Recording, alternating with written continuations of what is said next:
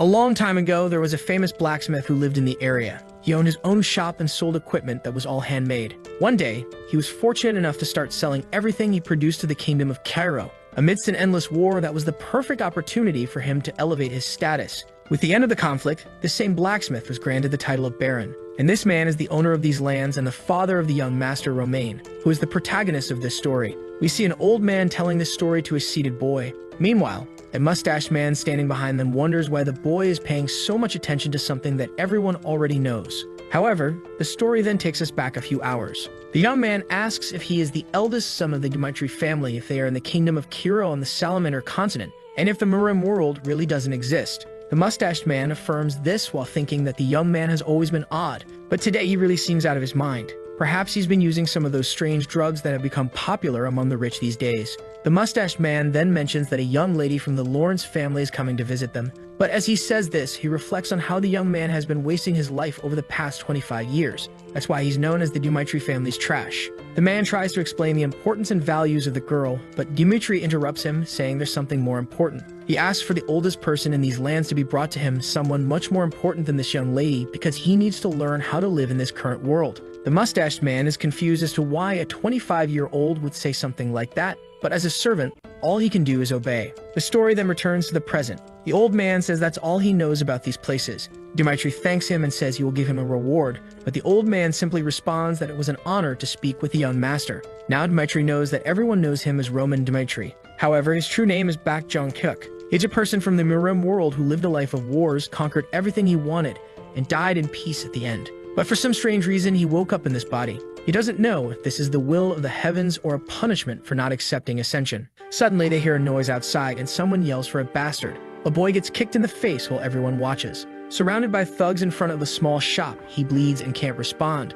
while the men keep calling him a filthy bastard and continue to beat him mercilessly. Dmitry's servant approaches to take a look but is immediately shocked. He recognizes that red fang tattoo all too well. Beside him, someone asks what's going on. Dmitry orders him to answer quickly. The servant explains that these are the Blood Fangs, a group known not only in Dmitry's territory but also in the nearby regions. It seems the boy on the ground owes them something. The servant tries to tell Dmitry not to get involved because it will only cause trouble. However, the young man has already disappeared from his side and orders the thugs to stop. As Dmitry calmly approaches, the servant desperately tells him not to do anything. But Dmitry continues to walk forward. A bald man appears, recognizes Dmitry, and laughs in his face, warning him to stay out of it and not to think he has any authority just because he's of noble birth. Everyone says it's better if he doesn't interfere because it's none of his business. The servant continues to insist that they won't gain anything by going against the Blood Fangs. But Dmitry simply calls for Hans. He doesn't know the rules of this place, so he wants an explanation. Who broke the rules of this land and who should be punished?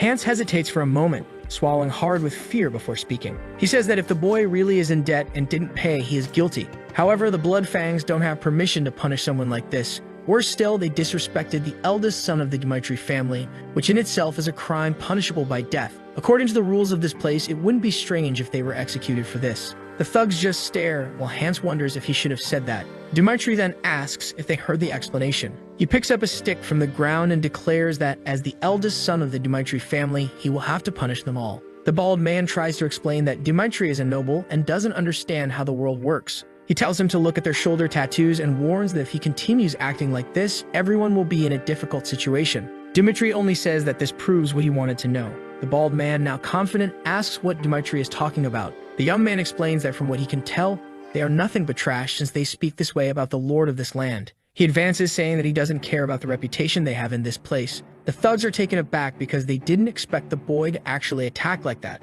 But now he will have to defend the honor of the Blood Fangs, and he slashes at Dmitry's neck. However, he immediately feels something strange. Dmitry had already plunged that branch into him. Without hesitation, Dmitry pulls it out and turns toward the other two thugs, but they only curse him, calling him a bastard and vowing to take revenge for their leader. Hans warns Dmitry to be careful, pointing out that the thugs are far better armed than he is. Yet Dmitry easily dodges their attack. He lands a swift kick to one thug's shin and follows it up with a punch to the face. The servant is bewildered. He had no idea that the young master could fight like this. To him, it doesn't even make sense that this could be the same Master Roman. The first thing Beck saw when he opened his eyes was a farewell letter on the floor and scattered drugs. The kingdom of Kiro, always at war, had to choose a representative from each of its noble houses to serve in the army. Roman was chosen to be his family's representative. However, he chose to take his own life instead. Beck reflects that it was a pathetic life, regardless of what Roman went through. But the current owner of this body is the leader of the celestial demon sect, and now he will live as he pleases. And boy, with just a stick, he painted the entire town red.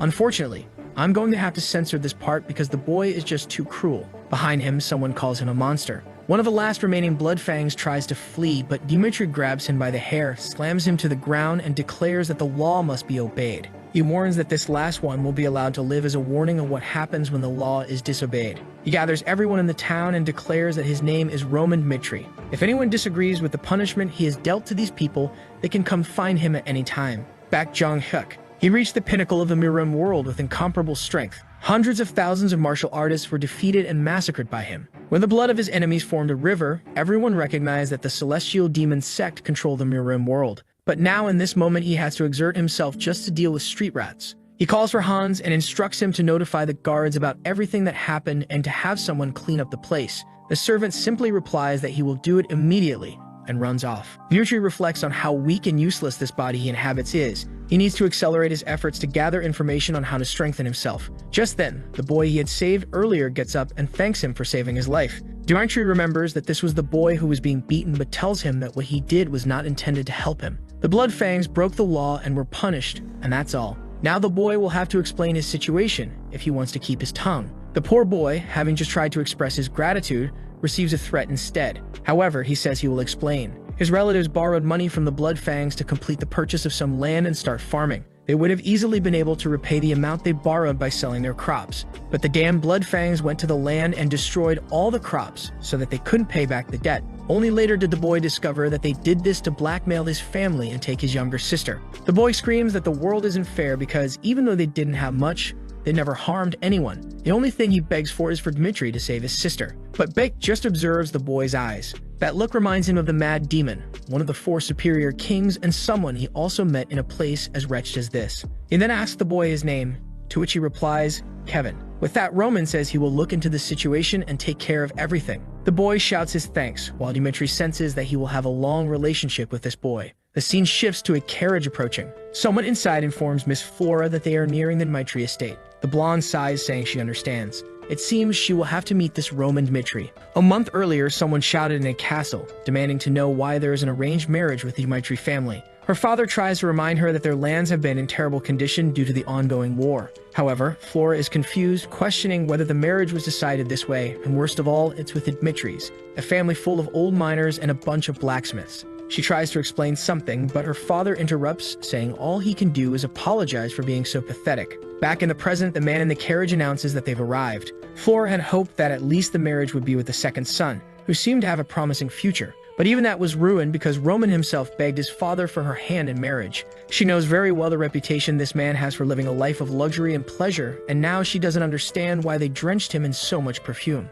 As she walks through the corridors, she thinks that no matter how much her father needs this, she won't accept it, and she needs to make that clear. At that moment, she turns to Dmitry and says she wants him to forget about this marriage. Radiantly, he replies that it's indeed a great idea. At this point, the poor girl is utterly confused. Dmitry explains that he thought better about this marriage and realized it's foolish for someone as amazing as her to marry the idiot of the Dmitry family. Flora is left bewildered, wondering if he's being serious. He then tells her that something very important has come up and he needs to speak with his father immediately. However, she stops him, asking what's going on. She had heard that this marriage was only happening because he asked his father for it, but now he's suddenly canceling it without hesitation, which leaves her perplexed. Dmitry simply asks her if she really wants to marry him, and when she replies no, he tells her that in that case, they no longer need to cause problems for each other, and he'll take care of everything. He reassures her that she doesn't need to worry because he will take full responsibility. Since he's already called the idiot of the Dmitry family, he doesn't mind being called the divorced one as well. She can't understand why he seems so determined. Is this really the same idiot everyone talks about? The door then closes behind him, and from inside, she hears a heated argument. Someone yells, asking what's the meaning of canceling this marriage. However, Dmitry calmly informs his father that he's just letting him know because he's already told the girl. His father calls him an idiot, pointing out that everyone already calls him the fool of the Dmitry family, and what he was trying to do was secure a good relationship for the boy. It was the only thing he needed to do, as it would guarantee noble status for their family. All Dmitry had to do was marry a beautiful girl whom he himself had begged for. Dmitry apologizes, but his father grabs something from the table and throws it at his head, demanding to know if he thinks an apology will fix this. He had been planning to do something about sending him to the battlefield for the next 6 months, but now that seems inevitable, and he asks if Dmitry has anything to say. Dmitry simply replies that he has nothing to add. His father then mentions that he heard Dmitry got involved with the Bloodfangs and even punished them, but he doesn't believe it. He should know that even he can't go against that group. So now Dmitry will have to deal with his own problems. His father won't help him at all. Watching the boy remain silent,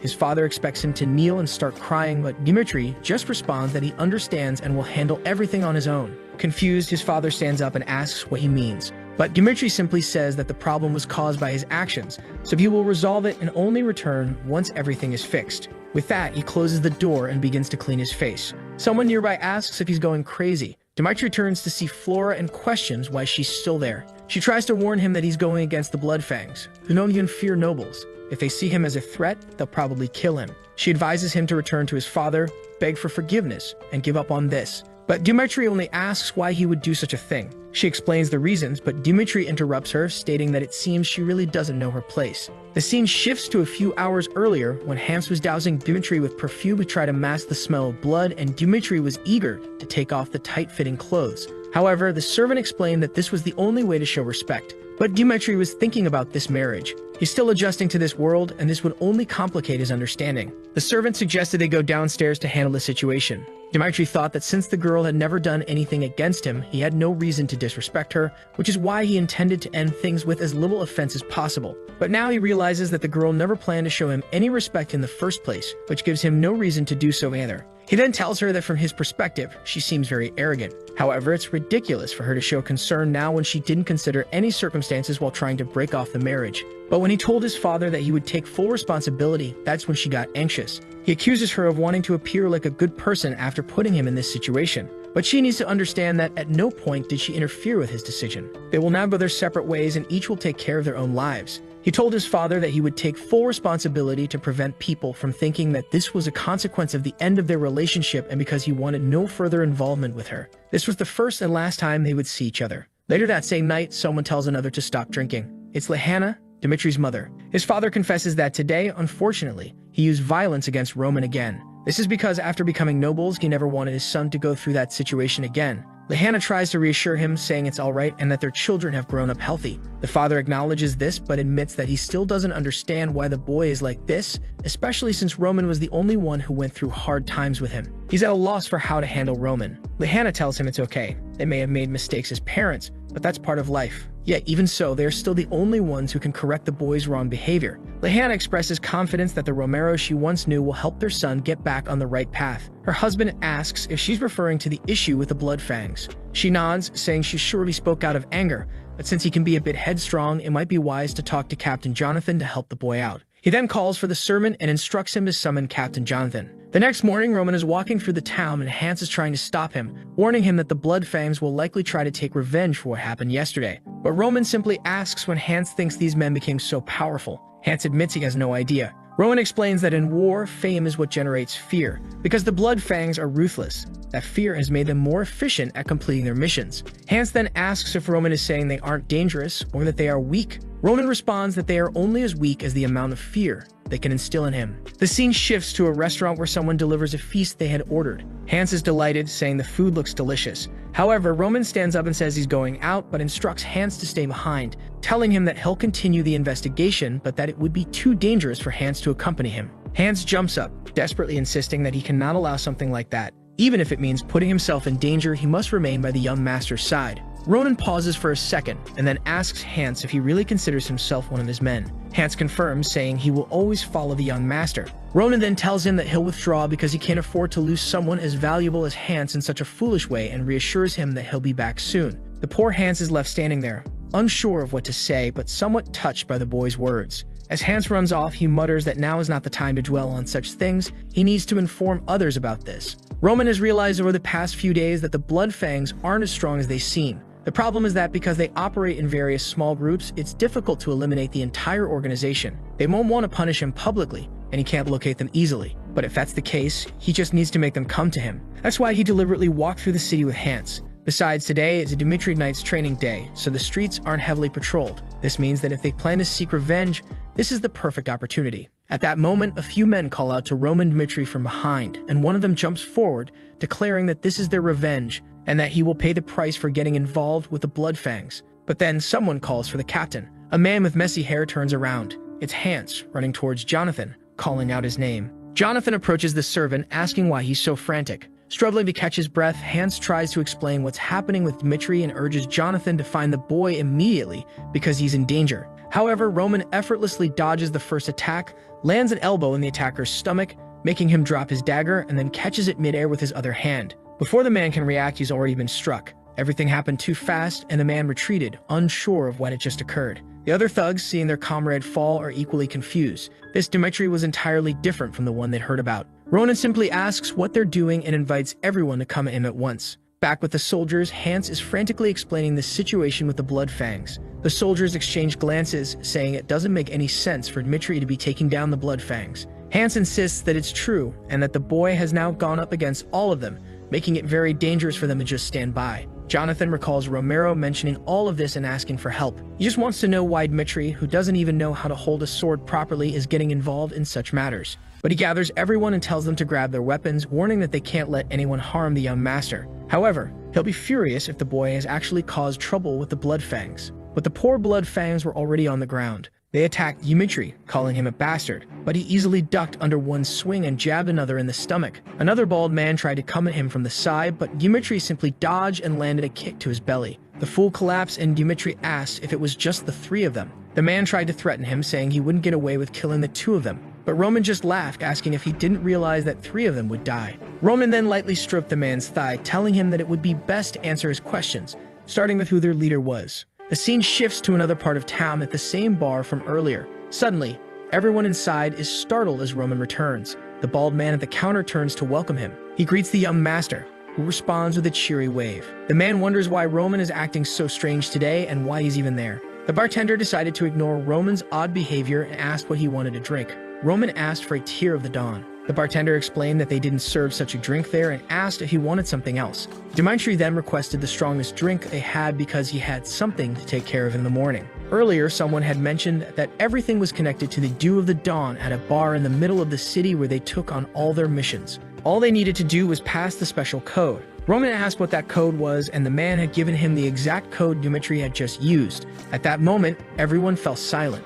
The bartender called out to the others in the bar, and just as he was about to give the order to attack, he was struck in the face. Everyone was shocked that the young man would do something like that in front of everyone, and they got up, shouting to kill him. Meanwhile, the townsfolk fled the bar to call the guards, but it was a quick strike to the back of one's neck and a chokehold for the others. A bunch of men were on the ground, bewildered, wondering what had just happened. The so-called idiot of the Dmitry family had taken down 3 people before they could even register what was going on. In the world of Murim, the strongest aspect is that one can strengthen themselves with breathing techniques. In a short time, Bake had managed to improve Dmitry's body. Of course, he was far from what he used to be, but these men no longer pose any threat to him. A little later, the bartender began to get up, trying to understand what had happened. Ronan commented that he had gotten up just in time, as he was about to finish everything. The bartender, a chubby man, asked why Roman was attacking their establishment. Dmitry called him an idiot, pointing out that he knew the bartender had sent the men to attack him. However, there were some things he was very curious about, so they would need to have a little chat. Sometime later, Jonathan arrived at the scene and questioned whether this was really something the young master had done. At that moment, a soldier appeared on the second floor, informing Jonathan that it seemed the young master had gone to the Lawrence estate. Jonathan was confused and wondered why. The soldier reported that it appeared the base of the Bloodfangs was located there. An hour earlier, Dmitry had told the bartender that it would be better if he confessed everything immediately. At this rate, he would be running out of fingers before he told the truth. The bald man warned that he had nothing to say to the boy, that Dmitry might kill him, but the Bloodfangs would take revenge. Roman then smiled, saying that now he liked the man's attitude. The people who resist the most before telling the truth are the ones he enjoys making talk the most. The old man commented that it was a waste and urged Roman to kill him already, but Roman responded that this was what they were there to find out. He then stated that it was time to resolve this and that he would need to test whether the man really wouldn't say anything. Roman held up a photo of the man with the boy beside him and asked what would happen if, by chance, he found the boy in the photo and killed him. The bald man claimed that wasn't his son, so it didn't matter. But Roman remarked that he was a terrible liar since the boy was the spitting image of his father. The man cursed at Roman, asking how a noble could dare use family as a threat. Roman replied that he had learned that the Blood Fangs members often sacrificed their lives for revenge because the group itself usually corrupted people by using their families. They used debts and threats to corrupt others as well, and Roman believed that the easiest way to make someone do what you want is to use their family. The bartender insisted that it didn't matter even if Roman knew the truth, the Blood Fangs would still kill him. Roman warned him to be more careful when deciding where to place his bets. He was serious when he said he would kill the man's son, and it was a vow he would make in his name. But before sending the soldiers to hunt down the boy, he would give the man one last chance to tell the truth. Now he had to choose whether to bet on the Blood Fangs and watch his son suffer, or bet on Dmitry and let him take care of the men. But the choice was his. The scene shifted to a house in the middle of an alley. Someone asked if it was really true. The man confirmed that the entire division in the middle of the city had been wiped out by Roman alone, and if the knights got involved, they would truly be in danger. A grizzled old man with a resemblance to Wolverine remarked that he hadn't expected the boy to have such courage. But it didn't make sense for an entire division to be killed by a boy who had been rejected by the Swordsmanship Academy. The man asked where Roman was, and the other replied that he had just left the Dmitry region. He asked if the boy was alone, and the answer was yes. The man commented that it was good, as it seemed Roman intended to attack the entire place by himself. He then ordered everyone in the group to gather with the goal of killing Roman before they had to face the Dmitry knights. After that, they would stretch the boy's body out in the town so that everyone would know what happens when you go against the Blood Fangs, thereby reviving their infamy. The scene then shifted to another castle. Someone asked what the Barco family was up to. It was a meeting of elders, and they were discussing how that family had borrowed a lot of money, which likely meant they were preparing for a war. And if that was the case, they would need to consolidate their forces before these men grew stronger. The blonde man remarked that it seemed war would be inevitable, something he never expected to happen. A bespectacled man added that the central government also appeared to be supporting the Barcos. The old man in the red suit slammed his fist on the table, declaring that they couldn't afford to lose any territory since the Lawrence family relied entirely on fertile land. Another tried to argue that the documents proved past debts, but the man dismissed this as lies. Someone interrupted the discussion, telling everyone to be quiet. The blonde man emphasized that they couldn't give up the territory, or they would lose the rest to all the other families. Since the Barcos wanted to oppose them, they would have to resist with all their might. That's why they had arranged the marriage with the Dmitry family. The men smiled, agreeing that the Dmitrys were indeed wealthy and that their weapons were top-notch. No matter how much money the Barcos borrowed, they would never have more wealth than the Dmitrys. The father reiterated that this was why he had pushed his daughter to marry that idiot, as he surely wouldn't refuse her. Another man reassured him that he couldn't blame himself as a father, as it was the best choice for everyone. Outside, someone had been eavesdropping, Flora. Now she had no idea how she would break the news to her father. She couldn't imagine his reaction when he discovered she hadn't agreed to the marriage. But she also couldn't accept that her entire life would be sold to a man like that. The problem was that this wasn't just her father's plan, it was also the future of her family. But no matter what, she decided she would speak the truth. As she steeled herself to explain that she wouldn't marry someone she had no feelings for, a man arrived, urgently calling for the Lord. She turned confused. The man greeted Flora and then approached the door, calling for the Lord, shouting that it was an emergency. Flora was left utterly perplexed. Meanwhile, elsewhere, someone was pounding on a door, demanding that a bastard open it. It was Jonathan trying to enter the Lawrence territory, but the guard insisted that he follow the proper procedures. Jonathan warned that if Roman was harmed because of the delay, they would pay the price. At that moment, another man arrived at the gate, informing the captain that they were facing trouble. It seemed the Lawrence square was also in chaos. Jonathan feared the worst and threatened to break down the door if they didn't open it. Back at the square, people were terrified by what was happening. Someone was hanging, and they were unsure whether they should intervene. It was the old Wolverine figure begging for someone to spare his life. He had been confident that defeating a single noble idiot would be simple. All they needed was anyone from the gang to handle it. But in reality, they had multiple armed men. He had been sure there was no way they could lose, or at least that's what he had believed. That is, until he saw everyone dead in front of him. Then he knew he was going to die too. He began to stumble over his words, pleading not to be killed, terrified of losing his life. Stuttering, he begged for mercy, grabbing Roman's leg and asking not to be killed. But Roman simply threw him into the middle of the city in front of everyone. The man pleaded, saying that if they spared him, he would serve as a dog for the rest of his life. Roman coldly responded that if he wanted to offer to become a dog, he should have done so before showing his fangs. He then announced to the city that this man was the leader of the Blood Fangs, and everyone knew the kind of person he was. They had threatened the Dmitry family and used dirty tricks to deceive people. The crimes committed by this organization were clear, and Roman declared that he would destroy the entire organization along with the evil they had spread. As the crowd stood in shock, Jonathan approached the square, and the scene left him speechless. There was no need to describe what happened to the leader. The scene then shifted back to the earlier meeting where someone asked if it was true. A soldier confirmed that he had allowed Roman Dmitry to enter because he was the future husband of Miss Flora. However, half an hour later, Roman had appeared,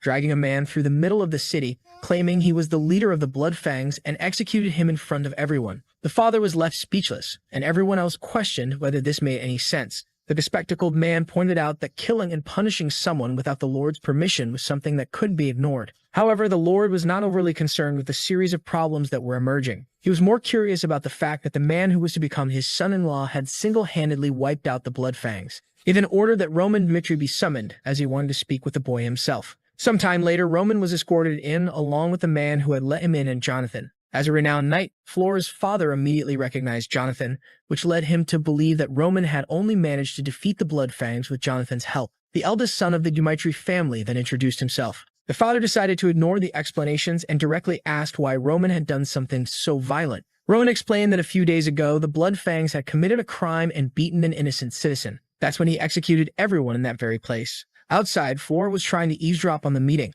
She called a knight over and asked him to come closer. She questioned if he had really taken Roman Dmitry inside, and he confirmed it. She then asked why Roman had gone to her father's room. The knight hinted that she might be one of the last to find out, which understandably left her alarmed. Back in the meeting, Roman continued, explaining that was why he had to invade the Blood Fangs base and kill their leader. That was the summary of everything that had happened. However, the Lord pointed out that Roman didn't have the authority to execute someone on Lawrence land. Roman acknowledged this but doubted their ability to handle such men, given that the Blood Fangs were infamous in the region, abusing the local citizens while nothing was done about it. That's why he took matters into his own hands, because he couldn't trust the Lawrence family to do it. The two servants on either side were shocked and drew their attention to Roman. But Roman expressed disappointment, saying he had expected to be called here for praise for doing the job they had ignored. He then asked the Baron if what he had done was truly wrong. The Baron asked the man beside him if he knew about Ben Miles. The man responded that they were aware he wasn't a good citizen, but they never imagined he was the leader of the Blood Fangs. At that moment, the Lord concluded that was enough, deciding there was no point in continuing the discussion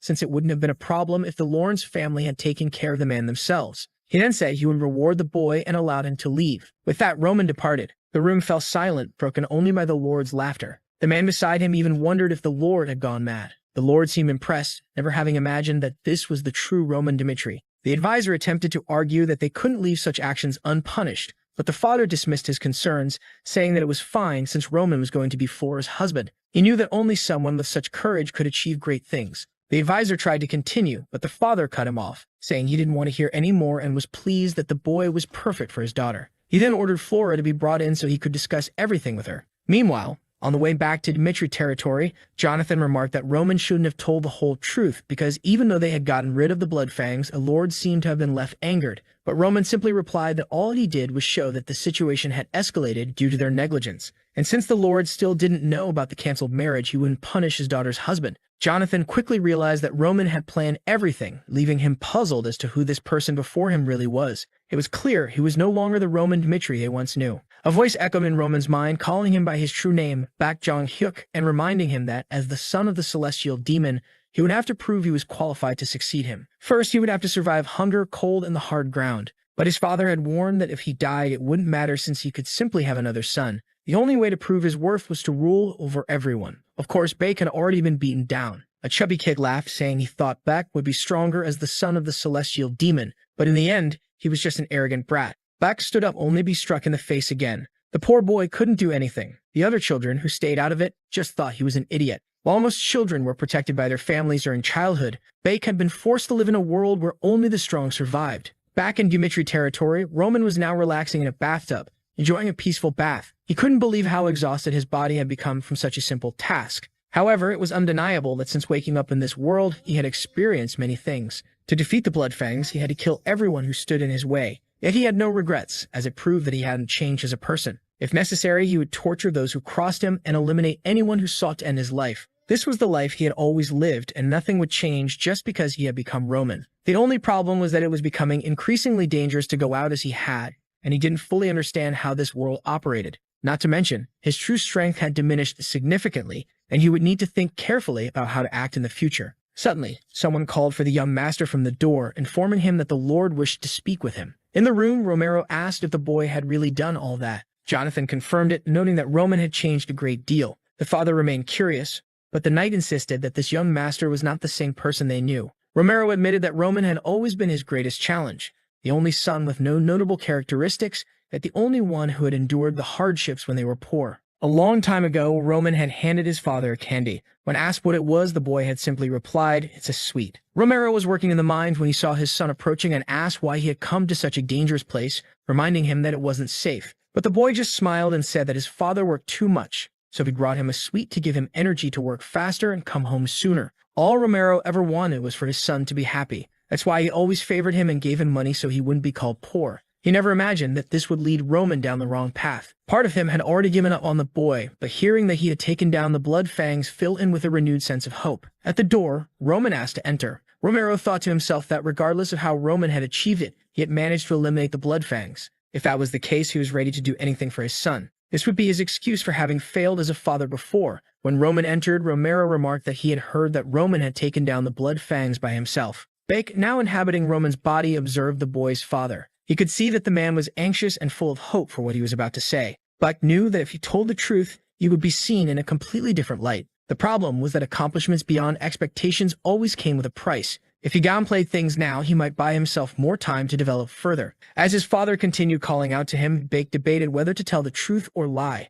Hiding the truth seemed the more rational decision. Back's thoughts flashed back to when he was being beaten as a child. The bully taunted him, asking if that was all he had. But then Bake grabbed a rock from the ground and smashed it into the bully's face without mercy. The boy was badly hurt, falling to the ground, and Beck stood up, picking up another rock to finish him off. From that day on, everyone was afraid of him. That was when he learned that in a lonely world, the most powerful always reigns. He declared to everyone that the boy he had killed was the former leader of their group, meaning that now he was in charge. Demonstrating superiority was the only way to ensure total victory. That's why Bake, now Roman, decided to say, "Yes, I was the one who took down the blood fangs." He and the celestial demon didn't know how to hide their superiority. Sometime later in the city's training grounds, the young trainees were practicing their swordsmanship when someone ordered them to stop and show respect to the lord who had arrived. Everyone immediately bowed, and a blond boy in the group looked surprised, wondering why Roman Dmitry was there. The trainer announced that they would be testing their swordsmanship against Mr. Roman and invited anyone who wanted to participate to step forward. Strangely, everyone was sweating,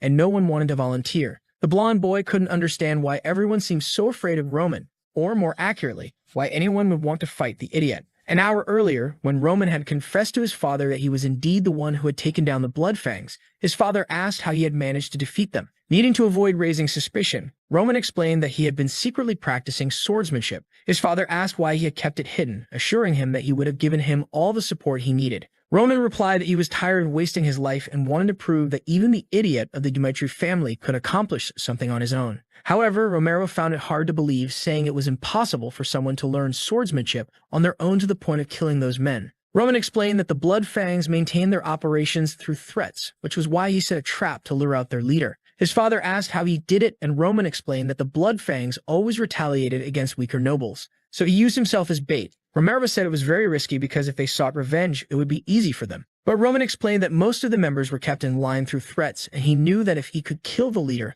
no one would want to save someone who had threatened them. Romero thought to himself that it was an extremely well thought out plan, and Roman had shown a lot of courage to follow through with it. Impressive would be an understatement for what he had done. To think that Roman was capable of such a thing. His father then asked if he could request a favor, and Roman agreed. Romero said he wanted to see the swordsmanship that Roman had been practicing with his own eyes to understand how much he had changed. Now back at the training grounds, Romero was startled by the fact that no one was volunteering. The blond boy thought that whoever hit Roman would be expelled, and whoever lost would also be expelled for being so bad, making no one want to participate. Meanwhile, Jonathan was thinking that they needed someone who could defeat Roman easily to demonstrate the knight's skills. He announced that if no one volunteered, he would choose someone himself. As the master, Jonathan couldn't participate, so there was only one other option. He called out the name Chris, telling the boy to step forward, which shocked him. Chris was the vice-captain of the Dmitry Knights. The first time he had met Roman was the previous year, when they had gone to a bar where people were complaining about a drunk causing trouble. There, they found someone shouting and demanding to know if they were trying to make a fool of him.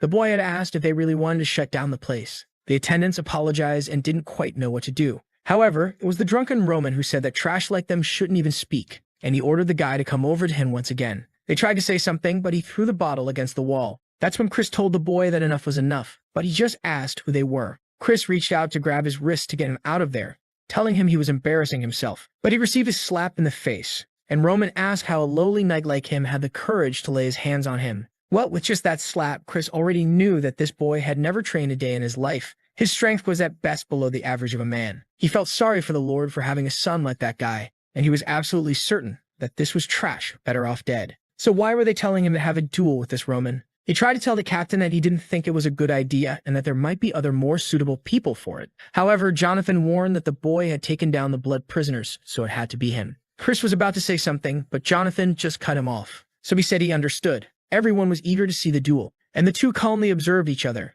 Jonathan told them to wait, but at that moment, Chris said he had a request. He warned that he had a vow to be merciless in a duel, regardless of who it was. If they accepted this request, he would then participate in it. He was certain that this idiot wasn't the person who had defeated the blood prisoners. Jonathan and Romero seemed to agree, and Roman, of course, smiled, which did not make Chris happy at all. Jonathan said that by the laugh the boy had accepted, and then he told both sides to get ready. While Chris was consumed by anger, Roman was just smirking. The second Jonathan gave the signal, Chris immediately launched himself, while the boy stood still, waiting for him. He quickly observed one of the movements, and Chris delivered a full strike that the boy defended against. The people who trained with Chris immediately realized that he was giving it his all. However, Jonathan was already impressed.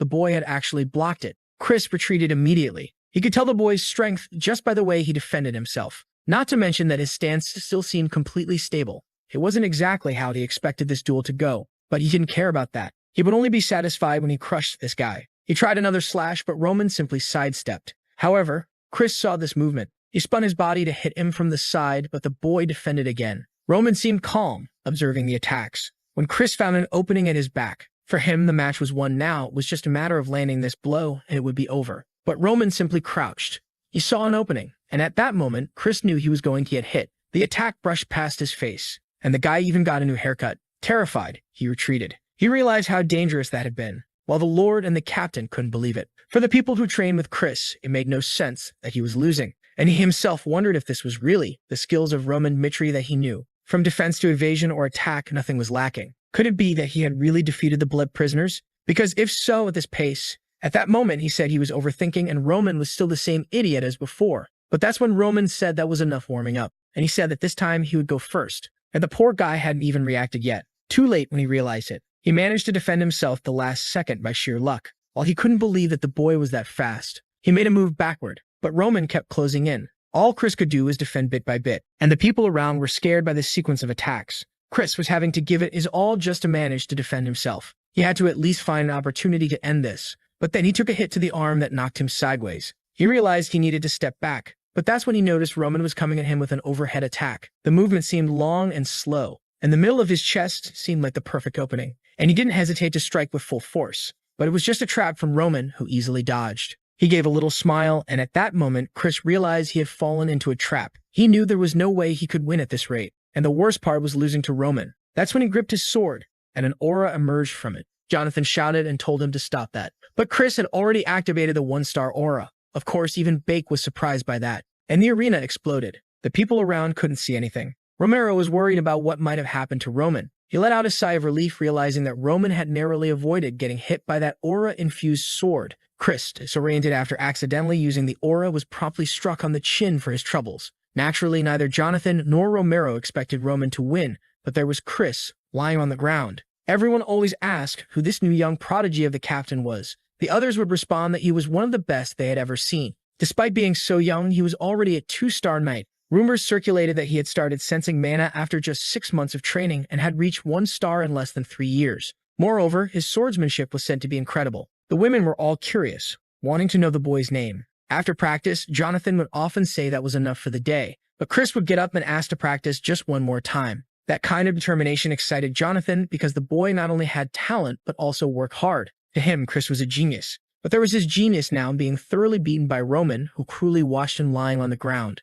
While Chris lay unconscious, Romero called out to Jonathan, asking what had happened, as he had heard that Chris was a 2-star knight. The problem was that not even Jonathan could grasp how strong Roman had become. What Roman had displayed was the skill of someone who should have had years of training. Considering that just a month ago he had been doing nothing but complaining, it seemed impossible that he had changed so much. But nothing made sense, so Jonathan simply told Romero that Roman was a genius in swordsmanship. Roman, meanwhile, was just laughing as he looked at Chris, who was still unconscious. He was impressed by how aggressive and focused Chris was. With the skill he had shown, Chris could easily have taken down the Blood Fangs as well. It was easy to see why Jonathan was proud to have him as a protege. But to the celestial demon, Chris was one of the weakest. Even the weakest warriors of the celestial demon sect were stronger than this. However, that strange power Chris had displayed at the end had really caught his attention. As another Joker started to emerge, Romero began laughing like a madman. Once again, everyone was confused. But of course, Romero said it was great to see this. To him, it was incredible to have a son who was a genius in swordsmanship.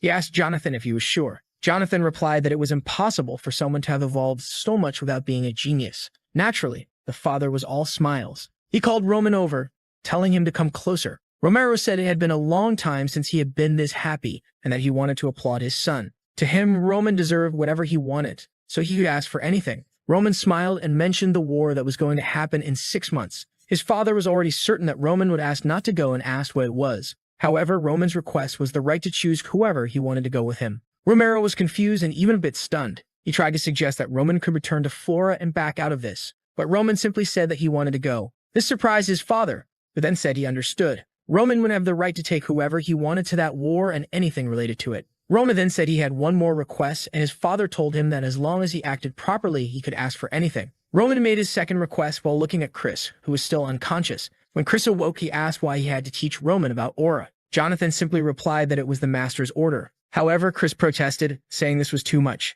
He didn't even know Roman, and after having been in a coma for so long, it was embarrassing. Now, on top of everything, he had to teach aura to this guy. He said he would rather have his head cut off. Jonathan interrupted and made a proposal. If Chris could use the opportunity of teaching Roman to learn why Roman had changed so much, he would gain the right to learn any technique Jonathan had been hiding from him. Immediately, Chris got up, excited, asking if it was true, and Jonathan confirmed it. Now Chris was eager because he was certain this would be easy, and you would definitely receive the secret to becoming a 3-star knight. Of course, he didn't want to seem too enthusiastic, but he told Jonathan to keep his word. Inside the castle, someone called out to Roman, saying they had heard about the incredible duel he had today. It was Hans who remarked how amazing it was that Roman had defeated a 2-star knight. Roman asked if he knew what this 2-star aura business was. Hans admitted he didn't know much but said it was related to the ability to use mana. Our protagonist then mused that it seemed to be called mana in this place. He was sure the power Chris had used was a key explosion, but the way they utilized it was completely different from how it was used in the Murim world. Here, it was called aura, and one detail he had noticed was that it was a total waste. Even though he didn't understand why they used ki in this way, he knew he needed to learn more about this power and how people utilized it. But during tomorrow's training, he was confident he would get the answers he needed. The next morning, Roman stood face to face with Chris, who was clearly not happy. However, Roman wasn't much different, until the boy let out a little chuckle, which immediately made Chris angry. He tried to calm himself down and said he would explain what aura was. He explained that aura was nothing more than the use of mana from a knight's perspective. Mages also use mana, but they create circles and spells to do so, while knights use it around their bodies. The first person to explore the use of mana was Emperor Alexander. He was the first to discover that it was possible to use mana to strengthen the body, and aura was the ability to release it instantly. This allowed someone to use much more strength than normal. However, Chris mentioned that the history wasn't very important since only a few people could use mana. 1 in 1,000 could become a knight, and 1 in 10,000 could become a mage. That's why discovering whether you have the affinity is the most important thing, as the minimum talent required to become a knight with aura is the ability to at least sense mana. He said that it took him half a year, but achieving it in a year was above average. Roman acknowledged this and asked Chris to explain how to sense this mana. Chris agreed while thinking that Roman was full of himself after winning that fight. However, it was a shame, as talent in swordsmanship and in mana were two completely different things. Now Roman would experience the harsh reality through this training, but the premise of this training was flawed from the start. Roman had already sensed the mana of this world, and using the techniques he learned as the celestial demon, he was storing part of it in the center of his body. He was only here to understand why they did things this way, even if it wasn't the right way. He wanted to comprehend why they did things this way. Chris started walking around and told Roman to feel everything that came into contact with his body. Once he got used to sensing the mana, he could start thinking about trying to manifest it. When he succeeded in manifesting it, he would become a 1-star knight. However, there were various ways to manifest aura. It could be applied to a sword or, for example, cover the body. He was about to continue his explanation when he noticed something. Roman was already standing beside him with his mana activated. Poor Chris didn't even know what to say. The boy was actually manifesting aura, but Roman could only think that he knew very well that the way people use ki in this world was garbage. In his world, you purify the energy and concentrate it within your body, whereas in this world, they simply expect mana to naturally accumulate in their bodies. In the Murim world, mana is scarce and dense, meaning it's difficult to accumulate but also doesn't move much. Here, however, mana is abundant but extremely light, causing it to escape the body as easily as it enters. The two methods weren't even comparable since in Murim, you usually strengthen both the exterior and interior of your body. In this world, the exterior isn't strengthened and mana isn't accumulated. Not to mention that spreading energy everywhere is completely inefficient. If Roman used such a method, he wouldn't reach the top 10 even in 100 years. Shocked, Chris asked how Roman had done it. Roman replied that Chris probably already knew the answer. Chris insisted that this was exactly why he was asking, since it took him at least half a year. He demanded Roman tell the truth, accusing him of pretending not to know how to use mana just to show off now. It was starting to make sense why Chris had lost. Roman commented on Chris' assumption that he was hiding his powers, saying that Chris was just assuming what he wanted. But poor Chris was struggling to understand what was happening, knowing it took him 10 years to reach 2 stars. Suddenly, Roman started laughing and Chris asked what was so funny. Roman just remarked that Chris was amusing. Chris, now more upset, asked if Roman was saying that his efforts were funny. Roman then asked if, in all those 10 years of climbing the ranks, Chris had ever once questioned the methods he was being taught. Chris was about to respond, but Roman cut him off, saying that ordinary people are like that. They assume that what has been passed down through countless generations is always correct. When he was learning aura, he wondered why people were so fixated on this method when it clearly had flaws. Was it because they didn't know any better? Or was their faith in Captain Jonathan too strong? But the truth is, people follow it because it's the easiest thing to do. Ronan continued, saying he wouldn't deny that Chris had worked hard for 10 years, but he found it really funny that Chris had never questioned the purpose of what he was doing. Ronan then walked away, saying that nothing in this world reaches a perfect state. Even things he once held as certainties were different in the past and changed over time. Roman knew that questioning oneself like this leads to suffering, especially when, after countless attempts, you end up failing. That's where you have to go against everyone's criticism and your own despair. However, even if that's the case, change is necessary. That's how Roman ignored his father's teachings and created his own art. He then told Chris that they would end the training there. At that moment, Chris called out to Roman and asked him what he should do from now on. The scene shifted to a flashback. A man asked a boy if he was going to continue suffering or if he would admit defeat. From now on, the Blood Demon sect would follow Bake. The only thing the man wanted to know was how he could become as strong as Bach. He was determined to dedicate his body and soul to him as long as they both became stronger, but he needed to know what he should do from now on. Roman recognized this as someone who had let go of their pride and said that it was interesting. The Blood Demon was someone so powerful that he unified all the sects. As someone who dominated the Murim world, it was inevitable that he would eventually face Bach, and in the end, after a long battle, he was defeated. Roman remembered that the child from the past had swallowed his pride and asked for guidance. The desire to become stronger at the cost of one's pride reminded him of the Blood Demon. He told Chris that he was asking about ways to become stronger, but unfortunately, he didn't know what to say to that. Confused, Chris asked what he should do then. Roman replied that he had already given the answer.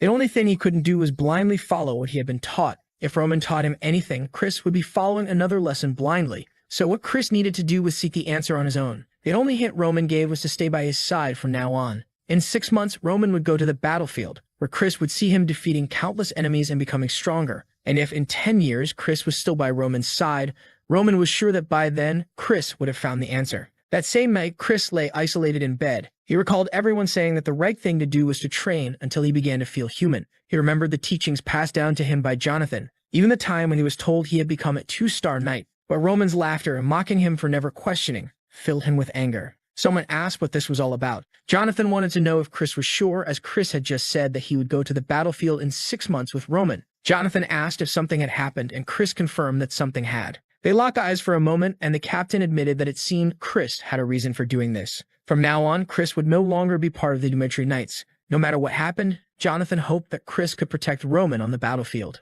Chris simply thanked him. But at that moment, Jonathan realized that Chris was no longer the little boy he had found on the battlefield, desperately clinging to a dead woman. Jonathan said that if the Chris he knew really wanted to follow Roman, then it seemed that Roman was no longer an idiot. He told Chris to follow him, as from now on he would be prepared. If Chris wanted to survive on the battlefield, he would need a secret weapon that he could call his own. Now the knight was excited. The scene shifted to the city, where everyone was talking about a certain rumor that the idiot of the Dmitry family had wiped out all the blood fangs. Kevin, from the beginning of the story, was there listening to people saying that Roman had really kept his word. He believed it might be true, as he had seen Roman take down 3 men with just a stick in his hand. But could it really be that Roman did this because he had kept his word? Kevin concluded that no, Roman wouldn't go that far just for someone like him. At that moment, his boss asked why he was standing there thinking and told him to get back to work. Kevin thought about how all he wanted was to be strong enough to protect his family. He knew that there were still dozens of people like the Bloodfangs in the world. But as a peasant, how could he become stronger? Training wasn't an option, he wouldn't even get a chance. Just then, someone called out to him, causing the crate he was holding to fall to the ground. It was Roman, who said that it had been a while since they last saw each other. Kevin asked what Roman was doing there, but then quickly corrected himself and threw himself to the ground, thanking Roman for saving his family. Roman asked if things had improved, and Kevin confirmed that they had. The Bloodfangs were no longer pursuing them, and he had even found a job. The only thing Kevin didn't know was how to express his gratitude. Ronan told him not to worry because there would be an opportunity as soon as Kevin heard his proposal. His family would never have to worry about money again. Additionally, they would have a house and good food. They wouldn't need to work in exhausting places anymore. Kevin's entire family could be blessed with this new life, but the price was that Kevin would have to swear loyalty and live for Roman. Kevin was silent for a moment before he bowed his head to the ground, saying he would live for Roman. He would die if Roman asked and kill if Roman commanded. If Roman promised to take care of his family, that would be more than enough. Roman saw that Kevin was the kind of person who showed loyalty with his own blood. In his past life, the Mad Demon was someone who could wipe out entire clans with just one word. Maybe that's why as soon as he thought of summoning someone, Kevin's name came to mind. It was truly worth it to see the boy again, and Roman said that from this point forward, Kevin was his. Back at the Dmitry castle, Roman handed Kevin over to Hans and asked him to help the boy adjust. Roman mentioned that he would return later, and Kevin expressed his gratitude for everything. With that, they left, and Roman headed to the library. Roman began studying the path of the Aura Knights. The first stage was the manifestation, which qualified someone as a 1-star knight. To reach 2 stars, one would need to cut through steel with their aura. At 3 stars, one transcended logical comprehension and was treated as someone special in any kingdom. On the Salamandra continent, there were a few 6-star knights, but no one had ever heard of someone reaching the 7th rank. Even among the 10 strongest in the world, not all were 6-star knights. Roman mused that given Chris's strength, Jonathan must be a 3-star knight, and that 6 stars in this world were practically incomprehensible. The aura of someone like that could reach 12 meters in height and impact the entire world. Currently, there were only 12 6-star knights in the entire world. Roman realized that these individuals were indeed powerful, especially if they could achieve such feats in an inefficient way. On the other hand, there were the so-called Archmages, a title given to a sorcerer who reached 7 circles. In this world, they were considered half-god, half-human, as they could bring destruction wherever they went. A single spell from someone like that could split the sky in 2. Unfortunately, magic was something that didn't exist in the Murim world, and now he at least had some idea about it. As unlikely as it was, he knew he couldn't afford to make an enemy of someone like that for the time being. The fact that he couldn't predict anything about them made everything more dangerous. But Roman wasn't someone who could live in a bubble. He enjoyed experiencing everything and reading overall. This would indeed be interesting. Now it was time to truly begin. The scene shifted to Hans opening a room. Roman asked what it was for. The servant explained that it was the old forge, and no one had access to that place anymore. Roman remarked that it was the perfect place to train. He told Hans that he would be staying there for the next week and that no one should enter or bring him food. Roman made Hans swear that unless his people were in grave danger, he wouldn't let anyone inside.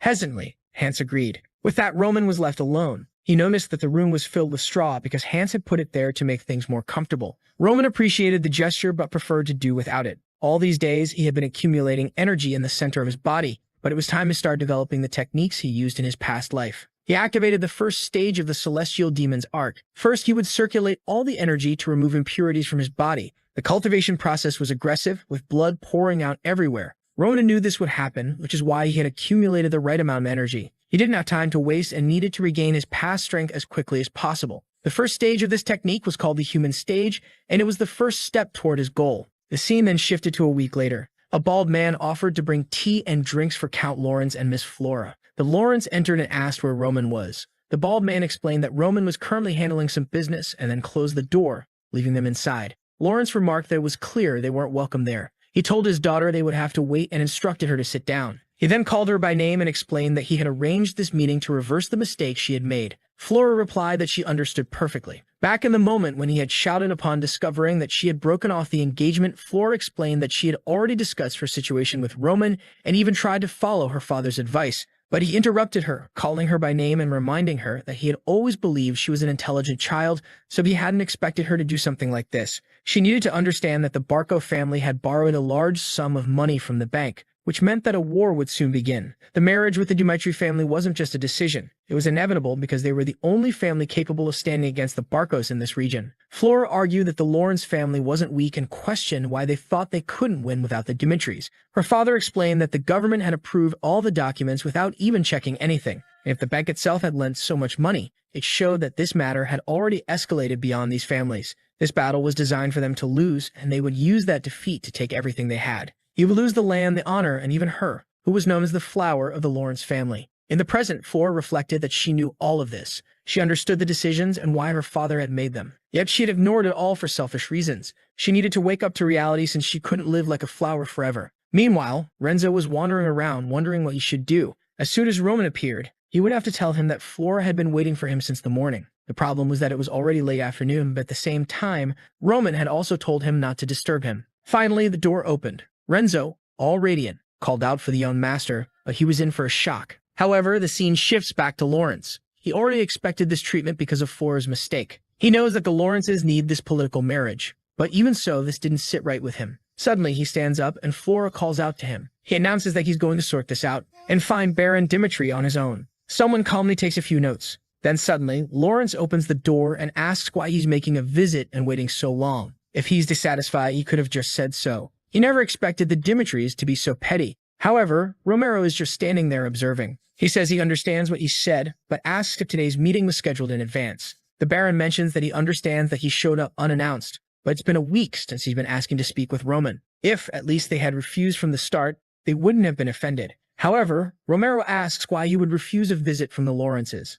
But now, he wants to know if that's all he has to say, and if really he barged into this room to complain about being tired of waiting until noon. On the day Flora visited, Roman himself said he wanted to end that marriage. Even though they argued with the boy, he is sure Flora didn't want that marriage either. Even if it was a disgrace to the Dmitrys, he decided to say nothing and stay quiet like a fool. After all, it was she who came there just to say it wouldn't work out. Even though, at the beginning of it all, it was the Lawrences who were pushing for it to happen. And now he's there, barging into the room and complaining just because he had to wait for a while. Even worse, for a meeting that wasn't even scheduled. And he has the nerve to complain as if it's his fault. He then reveals that not long ago he received a message from the Barcos. It was an offer for a political marriage where they would gain connections with the central government and a piece of the Lawrence's land. Even so, he decided to refuse that offer and asks him why he thinks he did that. Lawrence, who also questions this, wonders because to him, it would obviously be more advantageous to ally with the Barcos. Roman says the reason is simple. The Dmitrys have enough power for him to choose whatever path he wants. And since his eldest son liked the young lady from the Lawrence family,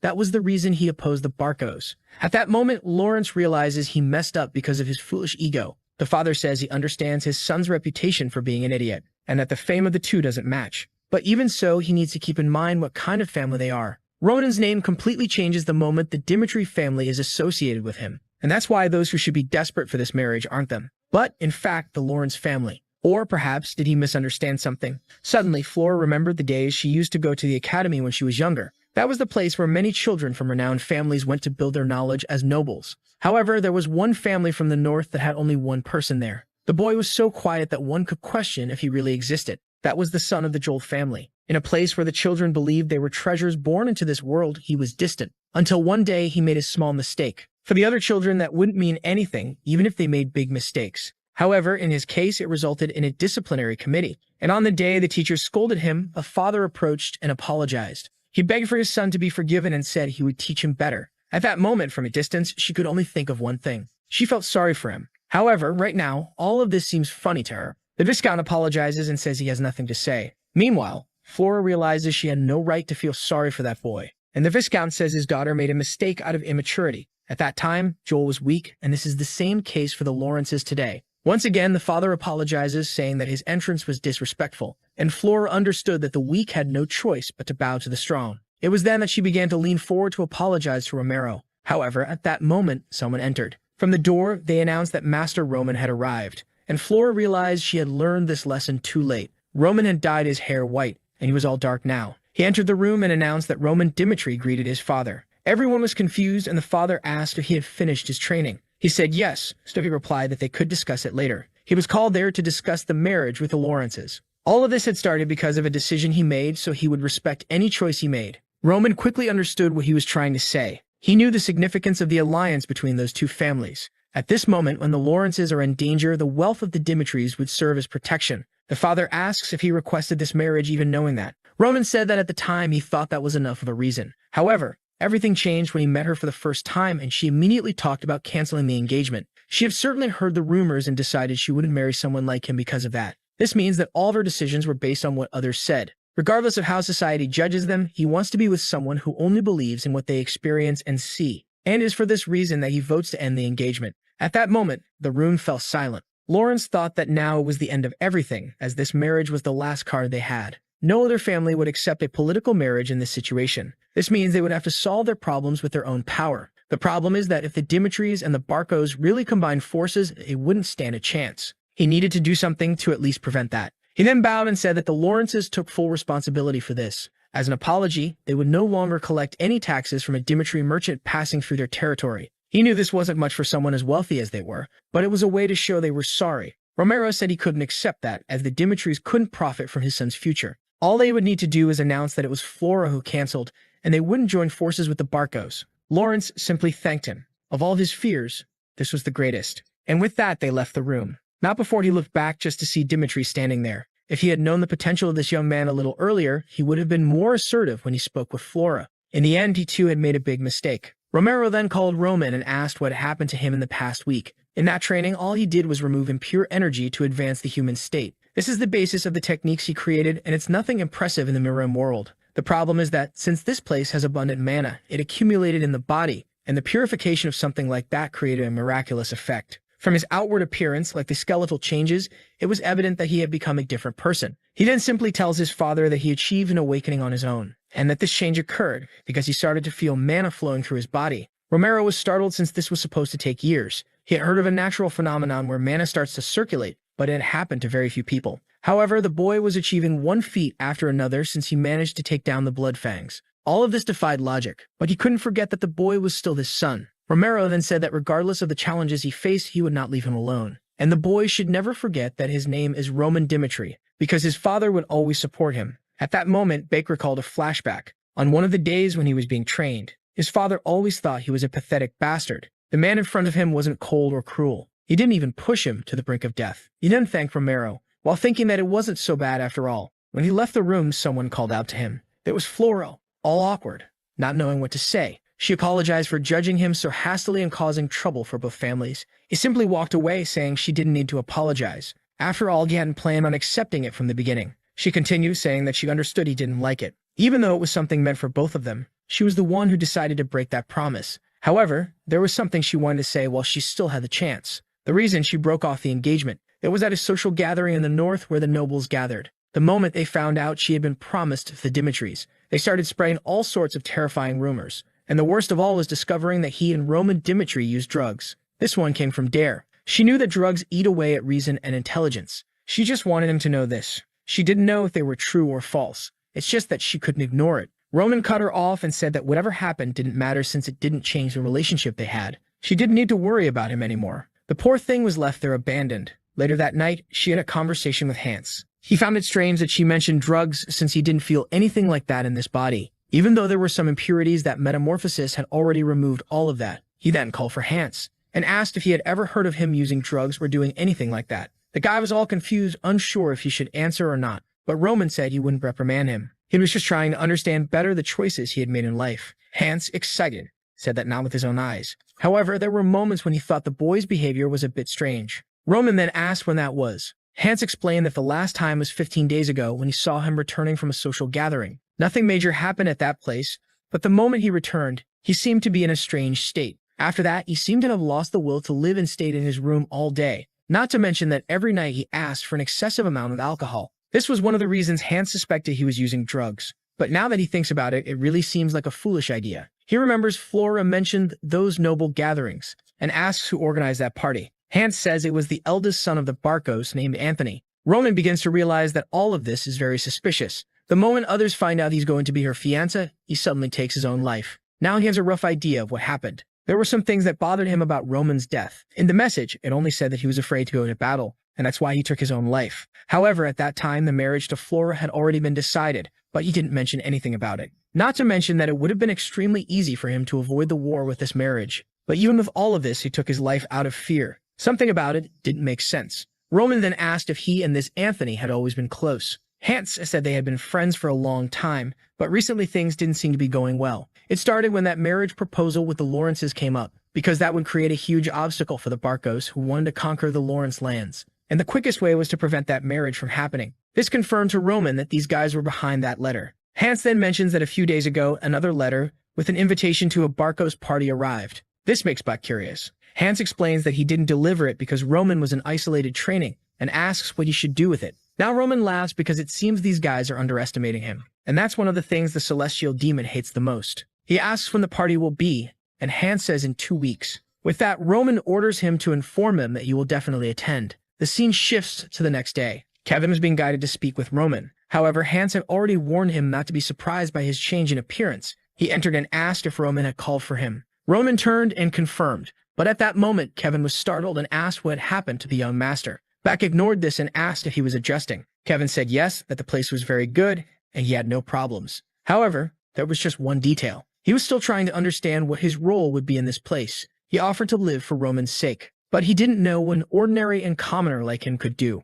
Roman simply said that he would be used as one of his swords. Kevin asked what that meant. Roman once again ignored him and said that it was impossible to choose someone's path for them. So he would give him 3 options. If he was afraid of killing, he wouldn't be a sword, but instead the hands and feet. He would learn everything from Hans to become a loyal follower. The second option was to become the sword and protect him by his side. Kevin interrupted, saying he had never used a sword, so it was impossible. Roman said he had already figured the boy would say that. He explained that if he chose this option, he would have to go through skeletal contortion. Obviously, the boy wanted to know what that was. Roman explained that it was a process where the pain caused would make a person feel as if their bones and muscles were being broken. In this way, he would prove his determination and potential through pain, not words. He drew his sword and said that the last option was for him to take it and cut off his own hand. If he could endure causing pain to himself and withstanding it until the end, he would become stronger than anyone. Beck remembered that even the mad demon who knew nothing of martial arts became a king. All of this depended solely on his own willpower. Ronan told him to choose because, regardless of the option,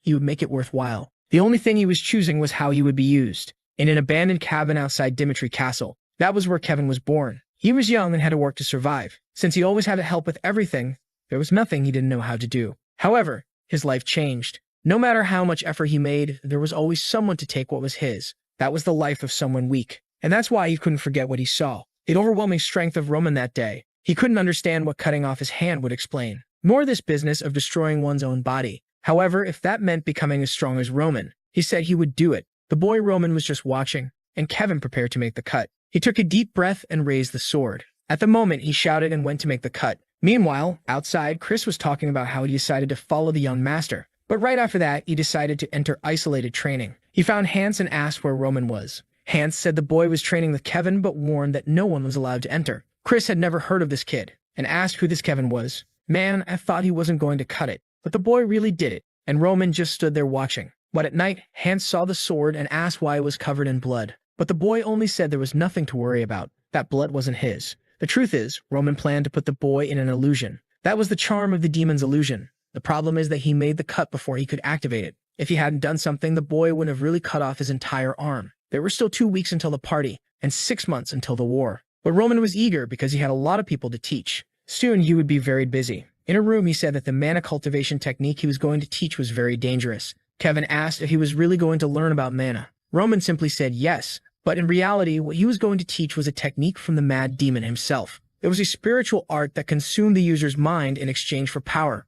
However, that could only be used by someone who could withstand extreme pain. And it was by putting the mad demon through that process that he managed to make him useful. If the boy didn't hesitate even to cut his arm, Roman believed he could learn it. He warned that it was a technique that would make him stronger. However, the pain would be much greater than yesterday. Even with all that, there was only one reason he was teaching it. Not only was it the fastest way for an untrained teenager to grow stronger, but it was also a technique that would allow him to protect whoever he wanted when he reached his peak. Kevin got excited and called for the young master. He said he couldn't express how grateful he felt, but he just didn't understand why Roman trusted him so much. He might have sworn loyalty, but nothing would stop him from running away after learning it. That's why he wanted to know why Roman trusted him so much. But the boy just said he trusted him because he did. Obviously, that left the boy even more confused. But Roman ignored him and told him to rest because the training would start tomorrow. Still, he thought that the mad demon had asked the exact same question. But unconditional trust is only received when you believe in the person. However, he knew Kevin wouldn't betray him. As soon as he became stronger, he would realize how dangerous it is to betray the celestial demon.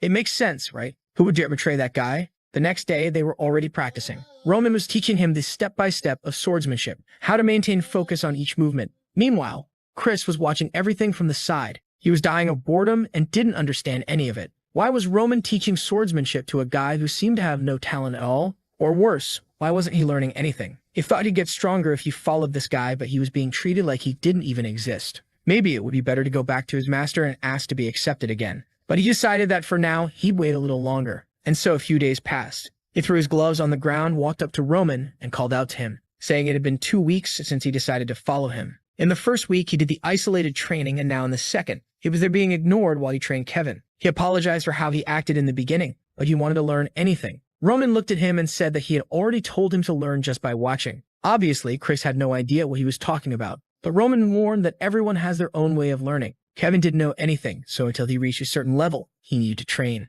However, on the other hand, Chris was different, and no matter what Roman taught him because he had been defeated, he would accept any teaching without questioning it twice. Chris asked if he was really just going to keep observing. Roman said no and tossed a sword to him. He warned that he needed results to accept the truth, and that's why there would be a duel against Kevin. The poor kid was malnourished, but he would have to take a beating to develop his technique. Roman explained that he would teach Kevin how to defeat Chris, and Chris had to defeat him. If Chris truly believed he was right after this duel, then Roman would teach him personally. Poor Kevin was in shock, realizing he would have to fight a real knight. And Chris, of course, didn't want to duel with a novice. But once again, he got angry and wondered what Roman thought of him. But he decided that fine, he would show that he wasn't that weak now. With that, the two faced each other. Kevin said that no matter the situation, it didn't make sense for him to fight a 2-star knight. Ronan said it was obvious he was at a disadvantage, but he had nothing to lose by being defeated. There are countless people in this world who are stronger than him. Just as his family was oppressed by the Blood Fangs and Chris was trying to oppress him. Is he always going to back down when he encounters someone like that? Kevin, determined, said that he would try once. That made Chris even angrier, seeing a novice thinking he had a chance to win. He couldn't understand what Roman thought he would gain from this fight. But whatever, a duel is a duel. The second Roman gave the signal, Chris was already in front of him. There was no way he could lose to this beginner who had only a week of training. And with that, he landed the first attack squarely. Kevin noticed something and thought about making a move with his sword. However, Chris immediately knocked his arm aside and landed a hit right on his stomach. The poor kid was thrown far away, and he landed all twisted on the ground. Chris even thought it was weird that the boy was so weak. He thought there was a reason behind this duel that Roman would help with, but he was just standing there doing nothing. He couldn't understand what that madman was thinking. But either way, he was going to end this. Time passed, and our boy was just smiling, while poor Kevin was being beaten. Once again, he fell to the ground. Chris admitted that he was much better than he had thought, and for someone without mana, he really did much more than expected. But it was time to give up. After all, in the attacks he blocked, Chris hadn't even used all his strength. He could have split the boy's head in half, but in a duel, he avoided doing that. However, Kevin didn't seem very inclined to give up, and Chris said he would warn him one last time. If he planned to keep fighting, he wouldn't take responsibility for any broken limbs. But Kevin just laughed. Ronan smiled and Chris was confused, and the boy replied that he wanted to see how this would end. Roman once again told them both to prepare, when suddenly Kevin heard someone tell him to concentrate because he was about to take a surprise attack. Ronan gave the signal for the fight to begin, and Chris lunged, but this time Kevin blocked the first strike. The voice told him to step aside and aim at Chris's chest, but he got tangled up and stumbled. With that, Chris once again knocked his arm aside and landed a hit on his stomach. Kevin fell to the ground, and the voice told him to get up. That's when he noticed that strangely, it seemed like he was hearing Roman's voice. Roman explained that this was a mana fluctuation technique that allowed sound to be transferred. He was using small particles near his ear so that only he could hear. Kevin had no idea something like that was possible. And at that moment, Roman told him to dive to the right. He did so, and Chris missed the attack. Roman then told him to turn and aim at the left side of Chris's chest. He went to make the strike, but Chris dodged and landed a hit squarely on his ribs. Kevin realized what he lacked was speed. The voice told him to block the overhead attack and wake up, and he barely avoided another hit to the stomach. The voice told him to escape to the right, but once again, he took a hit to the face. The boy was really getting beaten, even with instructions. Chris remained impressed that the kid wouldn't give up, and Roman realized that the boy didn't stand a chance, since he couldn't respond quickly enough to the commands. However, for Roman, the situation was quite interesting. This was because Kevin was smiling, thinking that Roman was omnipotent. Even though Chris was a 2-star knight, Roman could give him the perfect commands to win. Kevin knew that the problem was his own body. If he had been following the tips correctly, he would have been winning. He realized that the true person being manipulated in that fight was Chris. He received a tip and once again dodged. At that moment, Roman told him to advance and try a counterattack, which Chris barely managed to dodge as well. But then Chris retaliated with a punch to his face. Chris began to realize that he was no longer able to knock the boy out and was only landing weak blows. And Kevin realized that even the esteemed knight, whom everyone thought was a genius, was extremely weak compared to Roman. For Kevin, that was the type of person he wanted to serve forever as his lord. So even if Roman said something that made no logical sense, he would just follow the orders blindly. For someone like him to become a true sword, there was only one answer. He would have to do it through sheer willpower. Some time passed. Kevin was still in the same situation, and Chris warned him for the 10th time, the last time, that if he continued like this, he would have to take responsibility if he got injured. But once again, Kevin smiled, and the scene repeated itself perfectly, with Kevin saying he wanted to see it through to the end. But then Chris lost his temper, calling him insignificant. If that's really what he wanted, he would give him what he was looking for. He would leave the boy with a crippled arm, and he would regret this moment.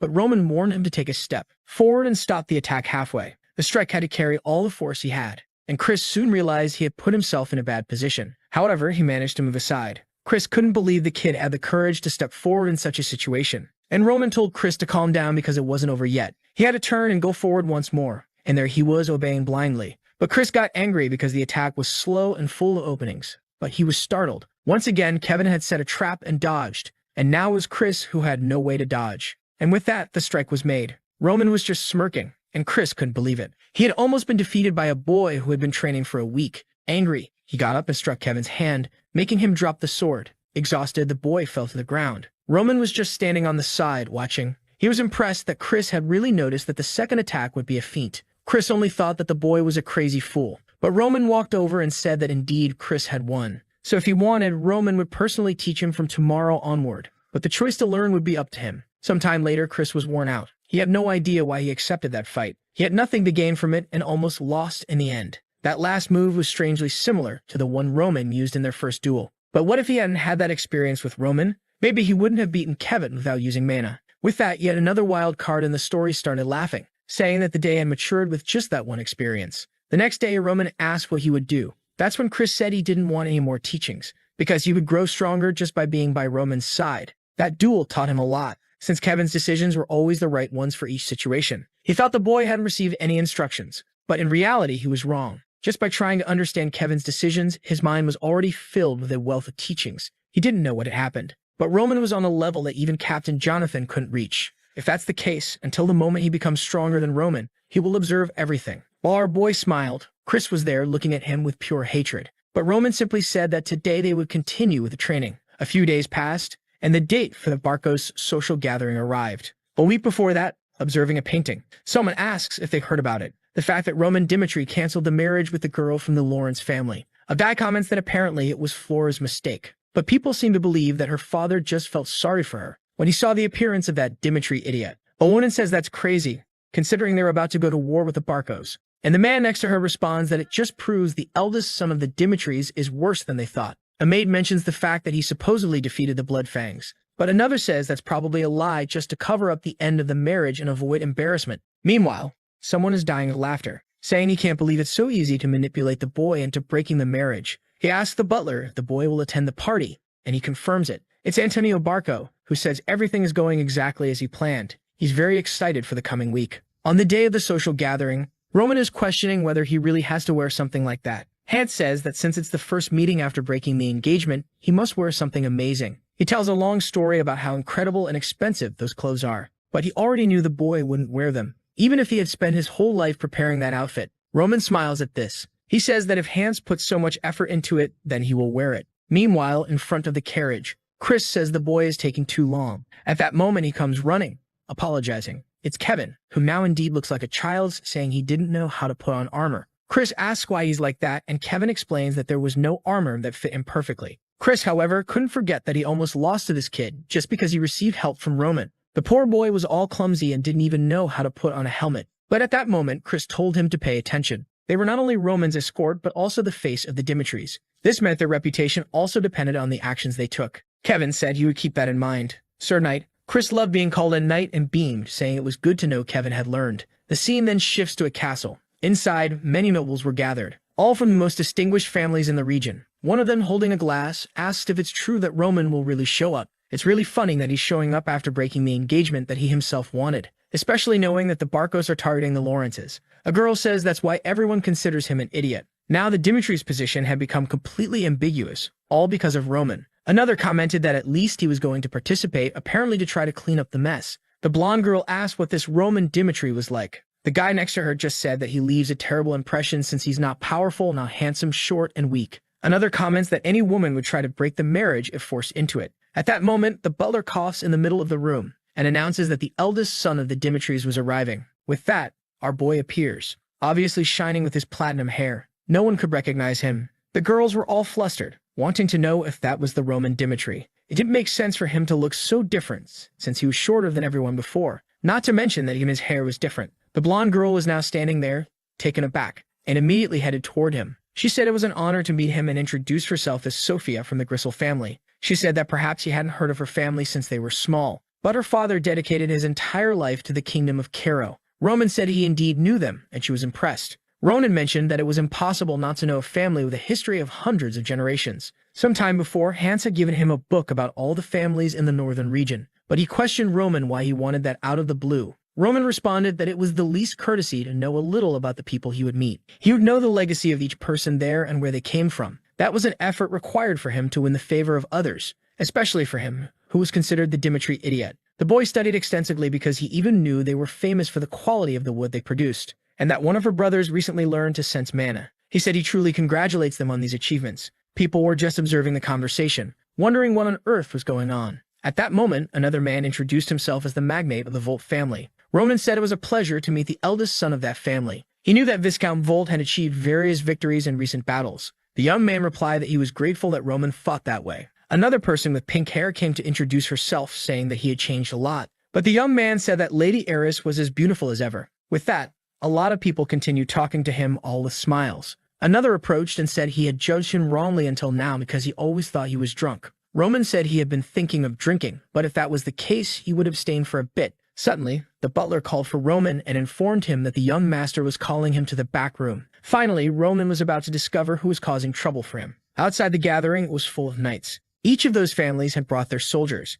Kevin asked what the deal was with this social party. Chris told him not to be interested as he would never attend one and ordered him to fix his helmet. A knight was watching what was going on, and one with green hair said that was the Dmitry escort. Kevin was innocently adjusting his helmet when someone burst out laughing and loudly said that it was a joke. He knew the eldest son was abandoned. He just didn't imagine he would bring a child who didn't even know how to hold a sword. Chris just told Kevin to ignore it. However, one of them asked what could be expected. Was that really the level of the Dimitrys? The scene shifts to Roman a long time ago. At one of the social gatherings, he saw something. Flora for the first time. That's when Anthony approached and asked who he had his eye on. Roman asked if he knew the blonde-haired girl. His friend replied that she was Flora, known as the flower of the Lawrence family. Obviously, the boy fell in love. And now here's our Roman entering the room. All excited, he asks how much he's changed since they last saw each other. Roman was just observing. Anthony said he knew he had changed, but not this much, and told him to sit down and tell him everything that happened. Roman immediately noticed traces that some other people had been there. The fact that he made everyone leave as soon as Roman arrived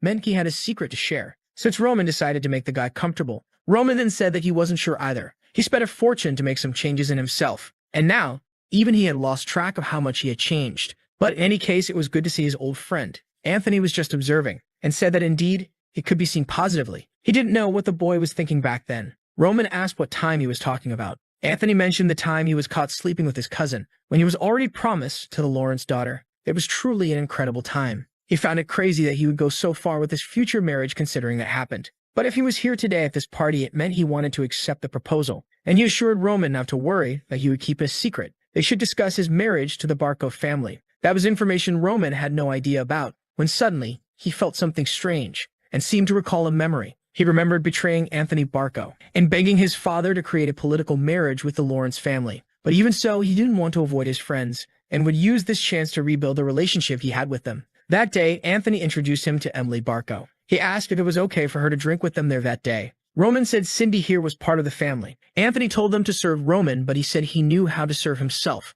At that moment, the guy changed and asked if he was getting full of himself just because he was going to get married. Roman was confused, but Anthony said he was joking, since they didn't even care about that family anymore. Roman was happy to know there wouldn't be a problem then. And of course, Anthony told him to drink as much as he wanted. And so the poor guy did. What happened next you already know. The boy woke up the next day in bed. He had no idea where he was or what was going on, when suddenly someone burst into the room and shouted his name. It was Anthony, furious, asking what he had done. Roman had no idea because he had just passed out. He didn't remember anything. Sometime later, Anthony said he didn't care who the boy slept with, but this time it had been with Miss Barco, and he couldn't let the matter slide easily. He gave the boy the chance to end that marriage unilaterally, or he would have to marry a direct descendant of the Barco family to improve relations between them. Even though he was furious, he would forgive him because they were friends. However, he would have to give an answer. Back in the present, Back now knew exactly what happened. If what happened that day were discovered, the honor of the Dmitrys would be ruined, and Roman didn't have the courage to face his father and confront his anger.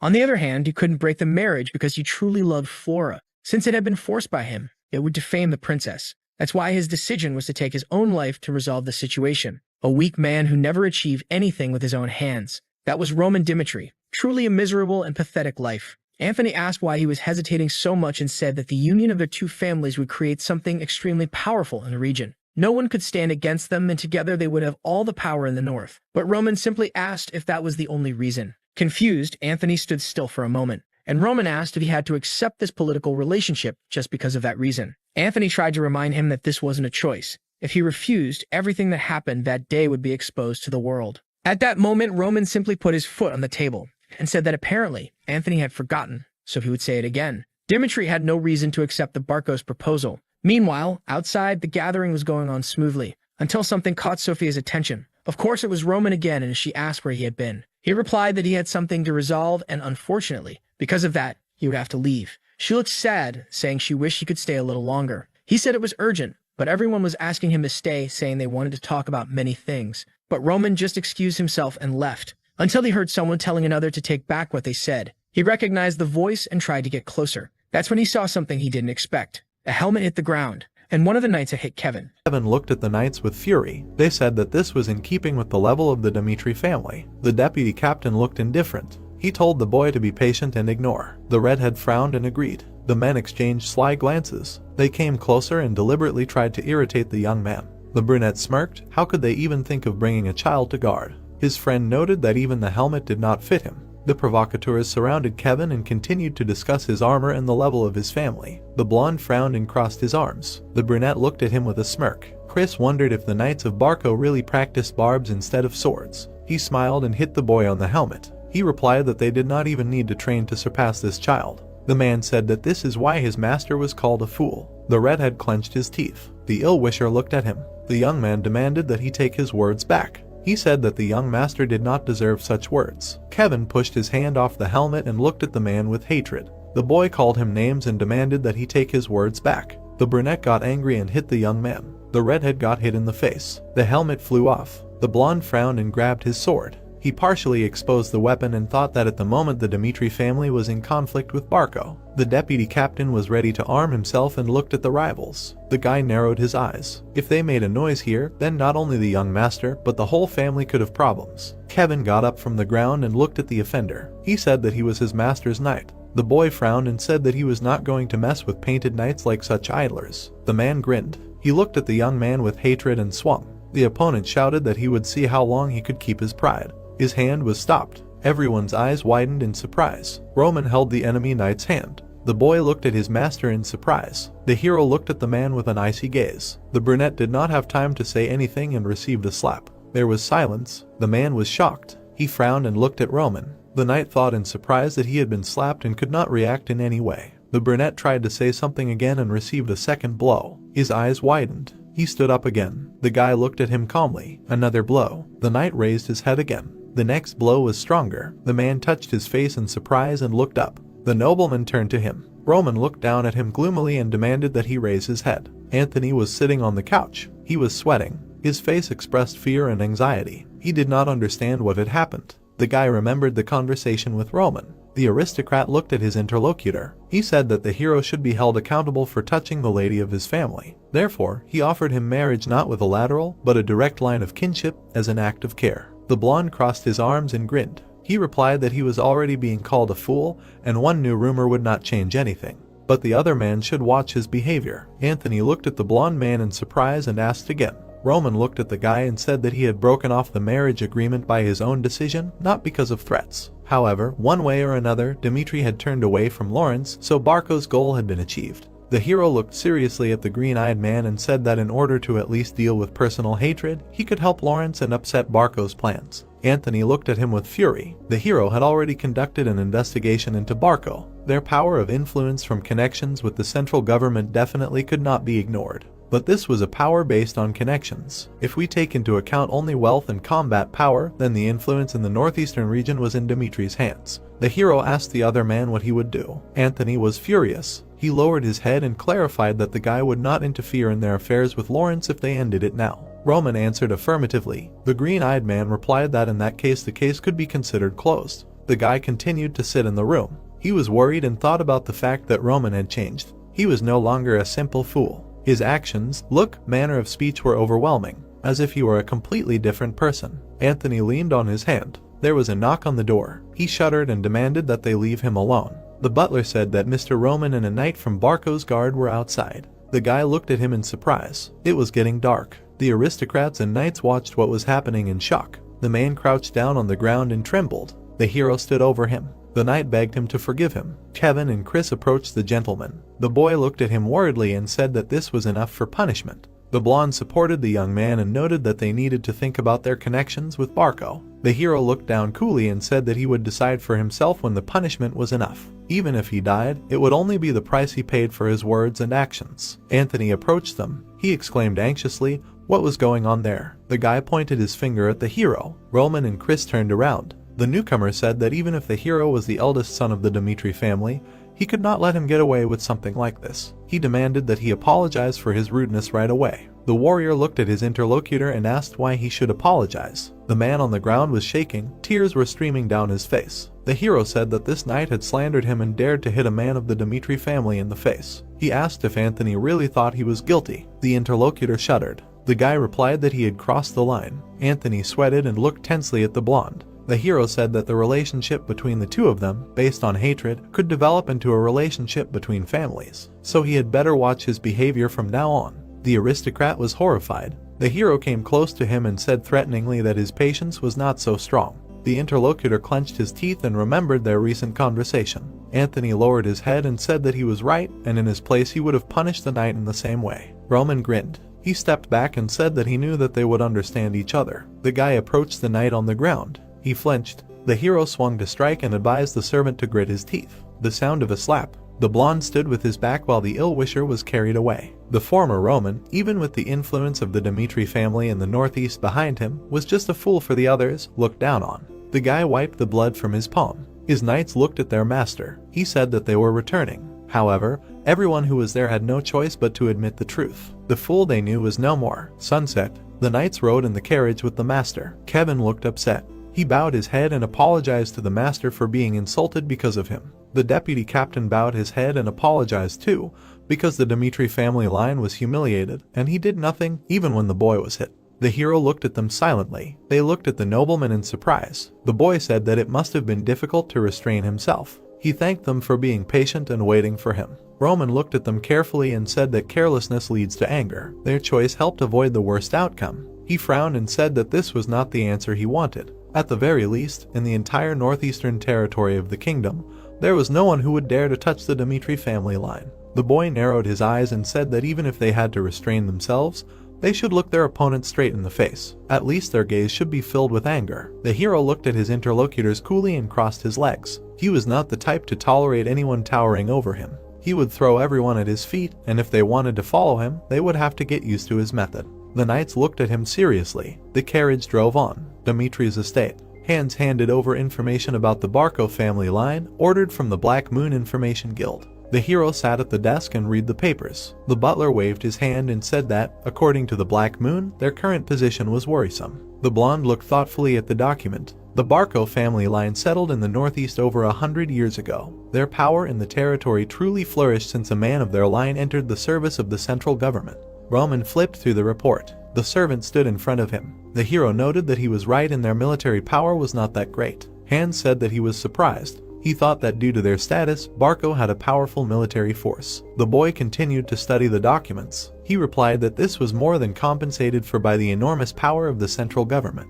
The Salamander continent consists of 2 empires and 6 kingdoms. Among them, the Kingdom of Cairo is a small state. With the exception of the mountain ranges in the northeast, all other state borders are in contact with other countries. Therefore, there have been many attempts to capture the kingdom since ancient times. Too many dangerous enemies have accumulated outside the country. So, in order to survive, all that was left was to concentrate forces in the central government. In this way, the central government naturally gained strength. In particular, the right to conscription by the central government had absolute power. If someone resisted conscription, he was called a rebel and troops were immediately sent to suppress him. As soon as the rebel was suppressed, the territory returned to the kingdom. After which, all the local lords who took part in the punitive operation received a piece of land as a reward, and the rest of the participants became the new obedient nobility. Such a system of power gives a kind of abstract power to the Barco connected to the central government. Hans nodded in surprise and noted that everything was so serious. The hero frowned. He agreed and said that thanks to this, they were able to borrow a huge amount from the gold bank. The guy looked at the document. He suspects that they took this loan without any special collateral, on one guarantee of creditworthiness, and the money received was invested in the mercenary group Burge. This group includes more than 100 people, led by an A-rank mercenary, Burge. The main task of the organization is to suppress rebellions in the territory of the estates for money. The butler looked at the gentleman. He said that, judging by the mass conscription of the people of their estates, they are going to attack Lawrence presumably within half a month. The blonde noted that the Barco had finished their preparations. The butler looked at the boy with concern and asked if there would really be a war. He suggested that Lawrence could hardly count on winning. The hero replied that even if they simply defended themselves, they would last a month at most. The blonde put his hands to his chin and thought. Although he had told Anthony that he would not interfere in their affairs with Lawrence in order to continue living under the name Roman Dmitry, he could not ignore the Barco that were threatening him. No matter what they did, they would not be able to resist the Dmitry family. The hero narrowed his eyes. He thought that if he borrowed the strength of the family line, it would be easy to punish them. But then it would lose its meaning. Regardless of the fact that the Dmitry family came from the common people, the aristocracy of the northeastern region did not see Roman as a particular threat.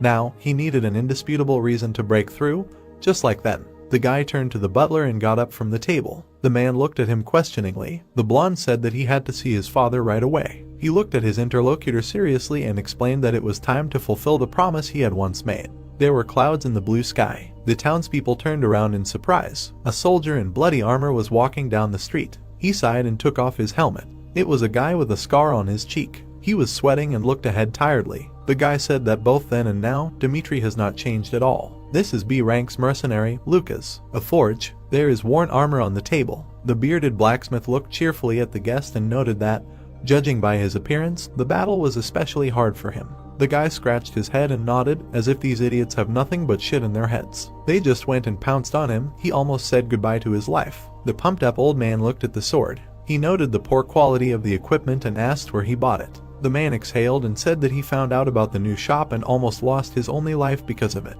The blacksmith said that Dmitry had the best iron and equipment. How stupid of a mercenary. The guy stood up and said that that's why he relied on the local craftsmen. The man said that it would take a long time to make a full set of weapons. Lucas headed for the exit and said that he was staying in Dmitry for a while anyway, to heal. He looked ahead and explained that he was sick of the battlefield. There was a crowd of people in front of the notice board. The guy looked in that direction in surprise. He squinted and wondered if the war had really started. Although he had decided to leave business for a while, he couldn't overcome his curiosity. The man made his way through the crowd. He looked at the board. There was a call-up notice. They were looking for soldiers. Requirements: healthy body, strong ambitions. Number of seats: 30 people. Salary: 8 pieces of silver per month. The mercenary frowned. An ordinary family of 4 people spends on average about 5 pieces of silver per month. 8 pieces of silver are not bad conditions, even taking into account the risk premium. If not for this point, you will be subordinate not to the Dmitry family, but specifically to Roman. They wanted to hire only those people who were ready to sacrifice their lives for Roman Dmitry. There was a man standing next to the mercenary. He said that if he was thinking about signing up, he shouldn't even hope.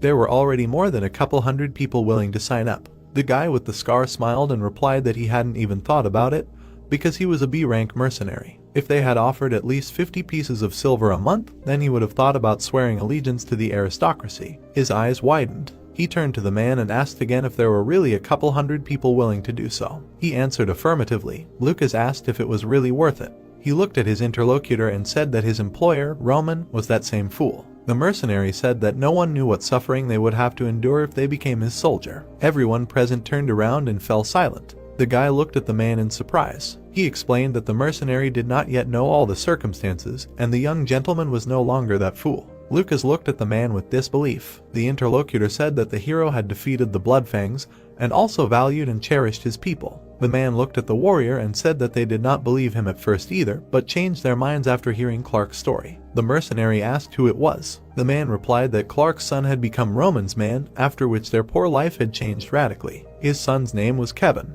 The red-haired youth came out of the bakery with fresh bread. Dmitry's estate. The red-haired youth looked at the master in surprise and asked again. The blonde looked at his subordinate and replied that he was giving him 3 days off, starting tomorrow, so that he could have a good rest and return to training. Before leaving, the hero turned to the boy and said that he had had a hard time, so let him have a good time with his family. Kevin looked after him in surprise and agreed. It was sunny outside. The boy changed his clothes. He thoughtfully adjusted his t-shirt.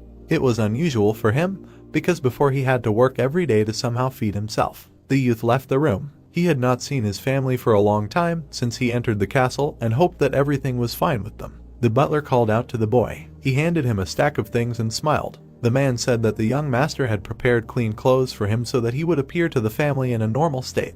The butler put a bag on top and explained that this was money for gifts for his family. From now on, he would be paid 30 pieces of silver a month. They could be spent on gifts or luxury items. Hans wished him a good time. The young man was surprised and silent. Kevin walked with a bag of baked goods and hummed to himself. He put on a new shirt and was amazed that such soft clothes existed. The boy bought a lot of fragrant fresh bread for the family. The red-haired man smiled and thought that Mary would like this. She wanted to spread whipped cream on fresh bread. The boy smiled at the loaf of bread that he had finally been able to buy, because freshly baked bread costs twice as much as cold bread. The young man remembered how bandits broke into their house. He frowned and thought that he would definitely become stronger under the leadership of the young master, and his family would not have to go through such a thing again. The boy stopped in front of the house in surprise. His parents were drinking tea, and his sister was smiling and looking at the flowers. The boy looked at his family in shock. It seemed strange to him that he was sent not to a poor area, but to the outskirts of the castle. The girl looked in his direction and called out to her brother. The husband and wife turned around at her voice. They noticed the young knight. Everyone ran up to him. The mother hugged the young man. In surprise, he dropped the bread. Kevin asked in surprise about the house. The father explained that Hans had come to them and said that young Lord Roman had ordered to give them a house and land for cultivation. The knight was surprised. The mother added that the hero had helped a lot so that they could settle in the city. In the last few days, they had really started to live. The red-haired man looked ahead with wide eyes. He began to cry and smile. The boy was so grateful to the young lord. The man looked at his son in surprise. He noticed a bruise on his cheek and asked if Lord Roman had hit him. The boy looked at his father and assured him that he had not. The mother looked at him and demanded to tell him honestly if they were treating him like that. The young man moved away and said that the young master was not that kind of person. The woman asked what was wrong with his cheek. Kevin told them what really happened. Later, his father was sitting in a tavern and telling his friends what happened to their family. They did not want to believe it. The man told the townspeople that Roman slapped the knight Barco, defending his guard. Is there an aristocrat in the world who would do this for his man?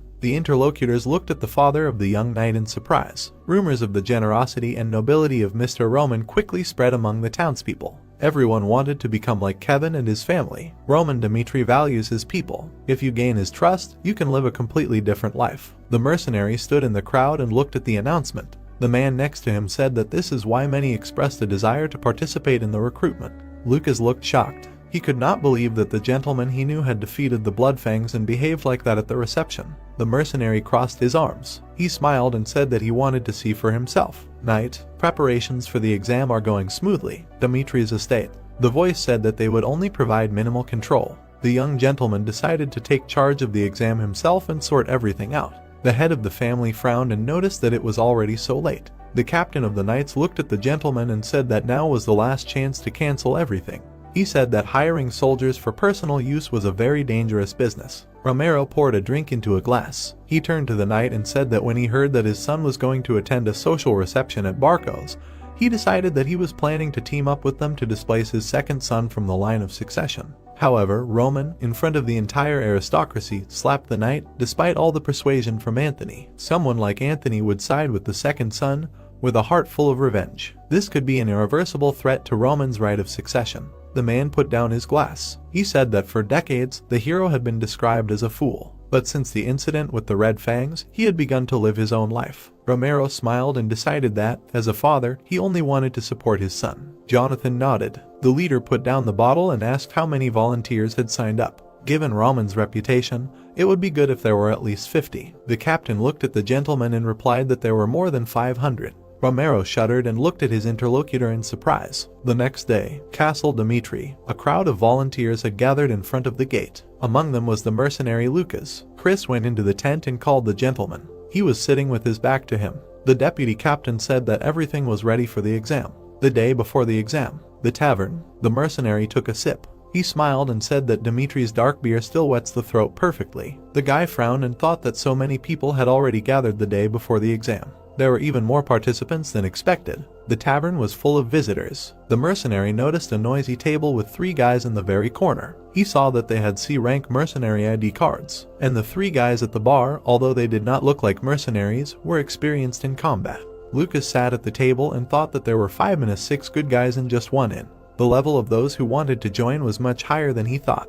The guy looked at them in surprise and wondered why they had all signed up. If they were not driven by curiosity, then he did not know the reason. He put down his mug. The guy behind him approached another table. The man turned to a certain Henderson and asked if he was going to become a soldier of the Lawrence family. Lucas turned around. There was a guy sitting at the table. He said that he had planned it that way because this was his homeland. The red-haired guy looked into his mug and said that he changed his mind when he saw Roman defeat the Bloodfangs in Lawrence. Perhaps those who were not there will not believe him. But that day, he saw with his own eyes how Roman Dmitry, covered in blood, dragged the leader of the Bloodfangs by the hair. A young gentleman from a noble family came to a foreign land to punish the Red Fangs who caused suffering to his people. Henderson will never be able to forget what he saw. He was overcome with awe. People at the neighboring tables looked at the storyteller. The guy said that he himself felt that the hero was not a weak fool, as rumors say about him. The red-haired guy slammed his fist on the table and declared that Roman was a real leader who was ready to fight for his people. And this recruitment is a good chance to become Roman's man. Henderson said that he wanted to pass the exam and get a residence permit in Dmitry's territory. Lucas looked at him thoughtfully. He did not believe that someone like Roman deserved to give him his loyalty. However, suddenly this excitement was not a coincidence. On the day of the exam, Dmitry's training area, a crowd of candidates moved towards the entrance and laughed merrily. Lucas walked thoughtfully along with everyone. He was thinking about what he should choose if everything he heard turned out to be true. Some participants also hesitated because of doubts about the veracity of the rumors. As soon as Roman's true nature was revealed,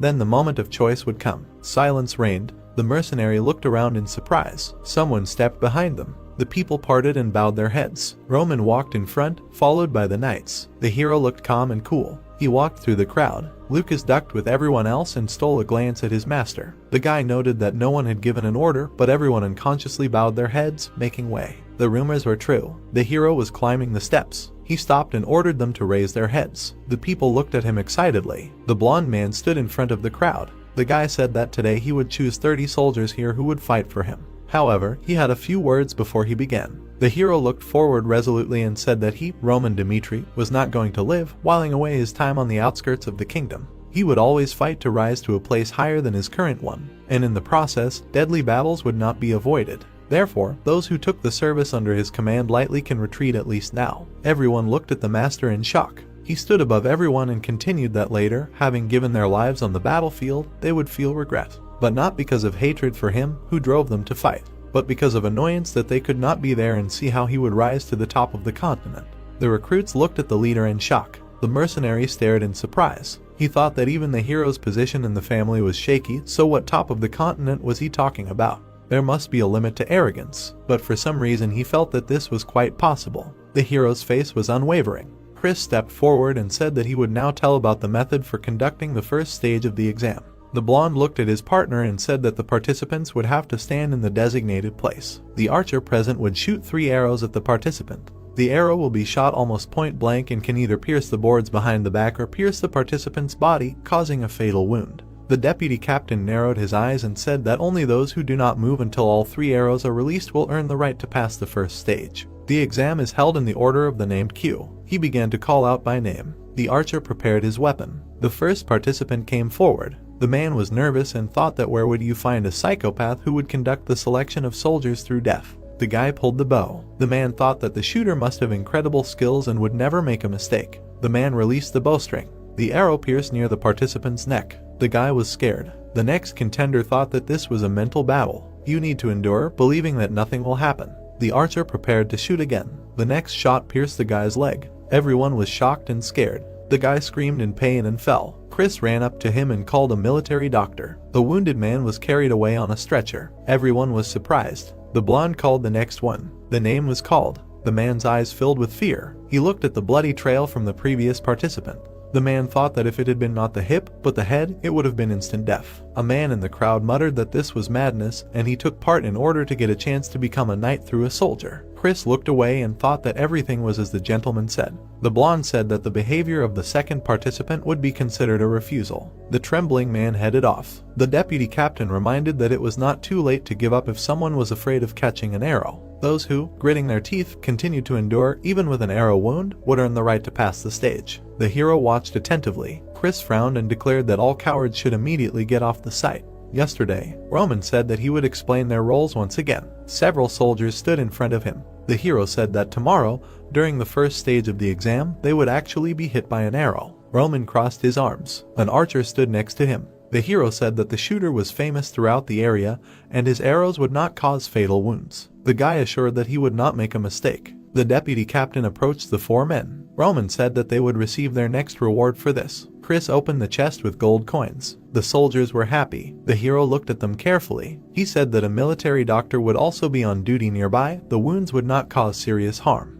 but one way or another they would be hit by an arrow. The guy asked if they agreed. The man looked resolutely at the gentleman and agreed. When they left, the blonde looked worriedly at the owner and asked why such measures were necessary. The hero sat down at the table and took out the documents. The deputy captain stood before him. Roman replied that he would not be able to find the people he needed by threatening them with danger and words. In order for the truth to be revealed, their lives had to be put in real danger. Even if only 1 out of 100 arrows missed, there was a 1% chance that most of the volunteers would be overcome with fear. The blonde asked what conditions had to be met to become Roman's man. The hero looked at him carefully and replied that he needed people with an unbending will, namely those born with the heart of a wild beast. Chris asked again in surprise. The guy looked at him and explained that those with the heart of a wild beast would quickly become stronger, even if they had to start from the very bottom, and only such people would be able to be with him. Today, someone exclaimed that this was an abnormal exam. The crowd was leaving the castle. People were discussing their refusals. The blonde looked at them carefully. About 100 people had dropped out.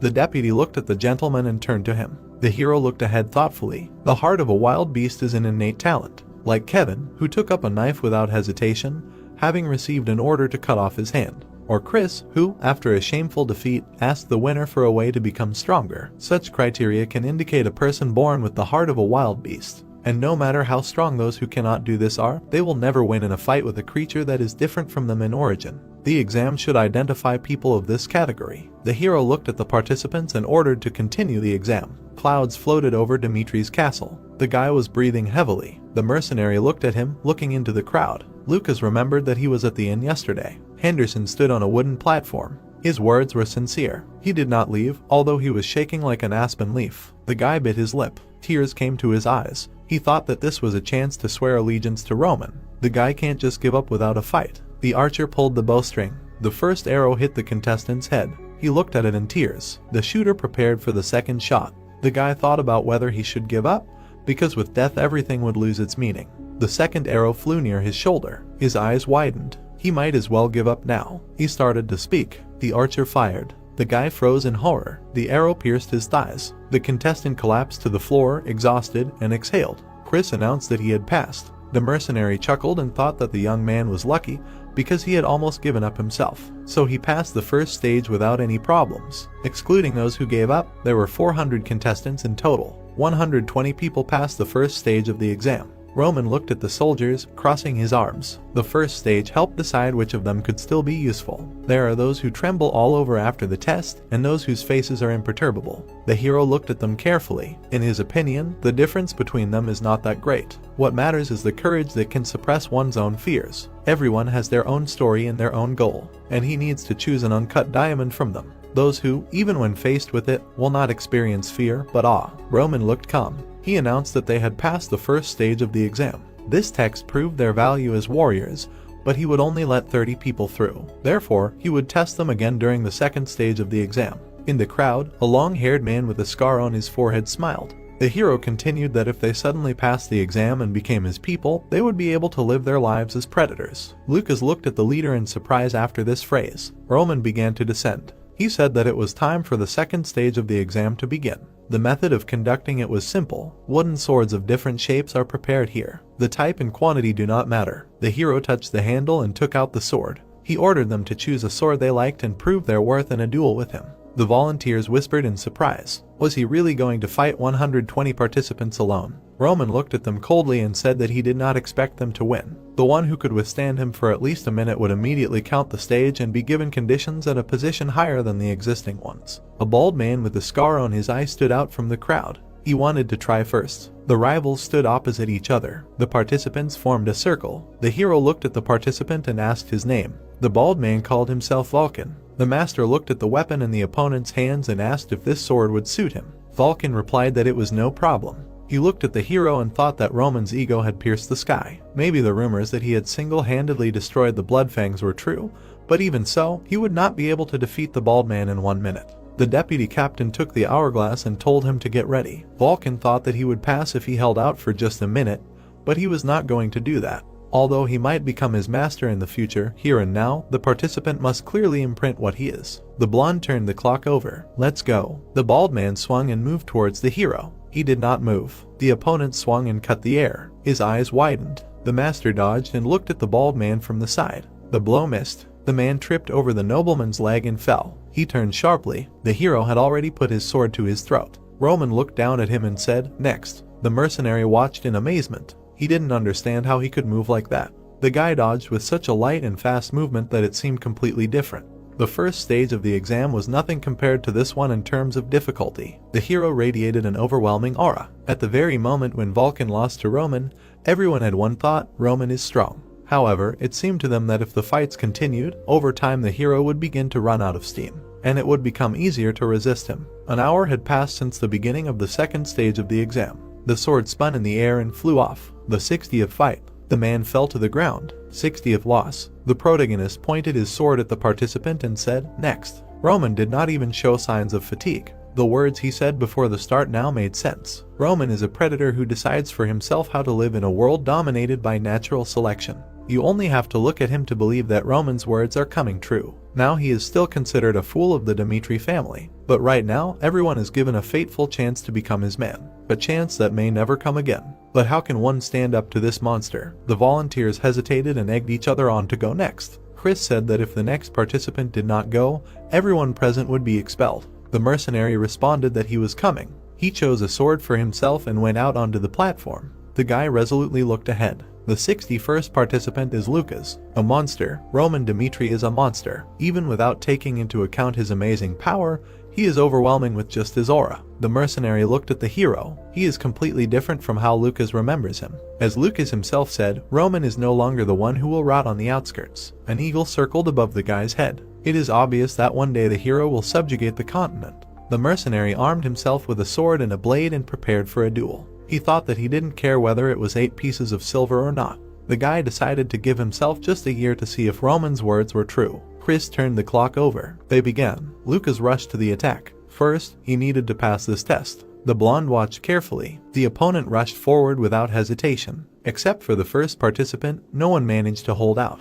Besides, this method of attack was familiar to the deputy captain. Aiming for the head with the sword, aiming for the heart with the dagger. The mercenary struck. The hero parried it. Lucas narrowed his eyes. He analyzed. The master dodged the dagger, taking a step back, and lunged with his wooden sword. The guy threw the dagger and swung his sword at the same time. The hero raised his weapon and parried the attack. The mercenary moved back. He frowned and thought that he knew it wouldn't work. Usually, if you keep pushing, there will be a gap in your opponent's defense, but Roman is like a solid wall. However, the guy can't stop. Just one delay and he's finished. In order to last a minute, he must maintain the lead in attack. Lucas went on the attack again. The hero smirked. He thought that his opponent was not bad. Roman narrowed his eyes and smiled. Not the best choice on the battlefield, but a suitable solution for a duel. The hero thought that the guy clearly had developed instincts. In this case, Roman was not going to leave him alone after a minute. The warrior pushed off. 1 minute is the limit. The opponents crossed swords. The purpose of this test is to hammer into the heads of the participants in the first meeting how majestic the leader they will follow is. Roman dodged the blade strike and lunged. He resolutely looked at the mercenary and thought that it was time to end this. Lucas sweated. He noticed the approaching attack.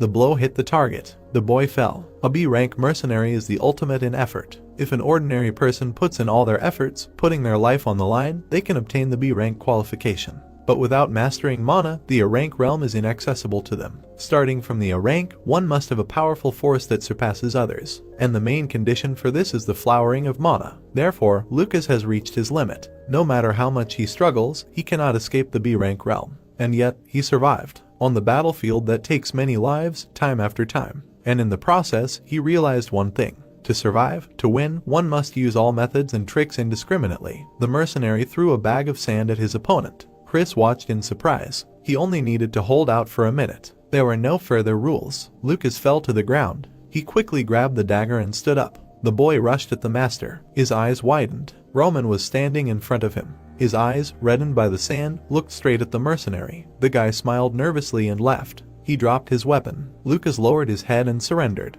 Heavenly Demon Sect. In the sect, before actually starting to master martial arts, the very first training is this: a way to keep your eyes open. If you blink just once during an exchange of blows, you can say goodbye to life. Just as the sequence of breathing is important during the circulation of Qi and Nigong, so in combat, impeccable calculations are important, right down to blinking. For this, they were trained to keep their eyes open in any conditions. We are talking about absolutely any situation. The hero was handed a flask of water. Roman washed his eyes with water. The mercenary stood behind him. He bit his lip and thought that he would not have used sand if he had known that this would happen.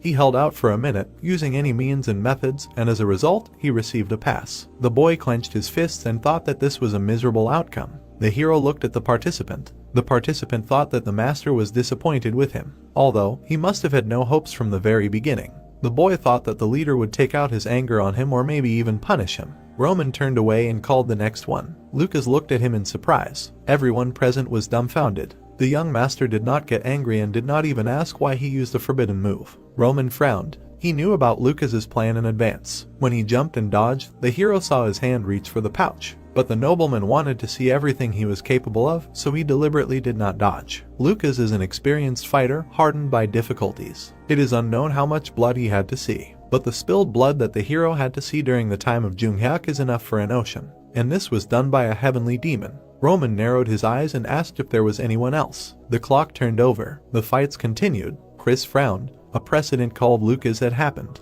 Now the participants use any methods and means to hold out for a minute. The hero kicked one of the contenders in the face. The mercenary watched from the side. He thought that unfair methods were not a condition for exclusion, but once they crossed the line, there was no hope of getting off easy. The contestant grabbed his face and screamed. The master called the next one. The mercenary assumed that if he had not given up in the middle, he would have ended up the same way. A whole 2 hours had passed since the exam began. This was already the 100th fight, and Roman did not even lose his breath. The guy looked at his opponent with cold blood. When playing with death, you do not get a break just because you are exhausted. If you can't control your breathing, your movements will slow down, and then you'll become one of the corpses scattered on the ground. Therefore, you must learn your own fighting method. Inhale once, and exhale again. The hero inhaled and exhaled. Natural mana obtained through breathing, which consists of a number of processes, circulated throughout the body, removing fatigue from the body. Together with moderate control of the physical body, strengthened by changing the bones, the guy kept the body in its original state.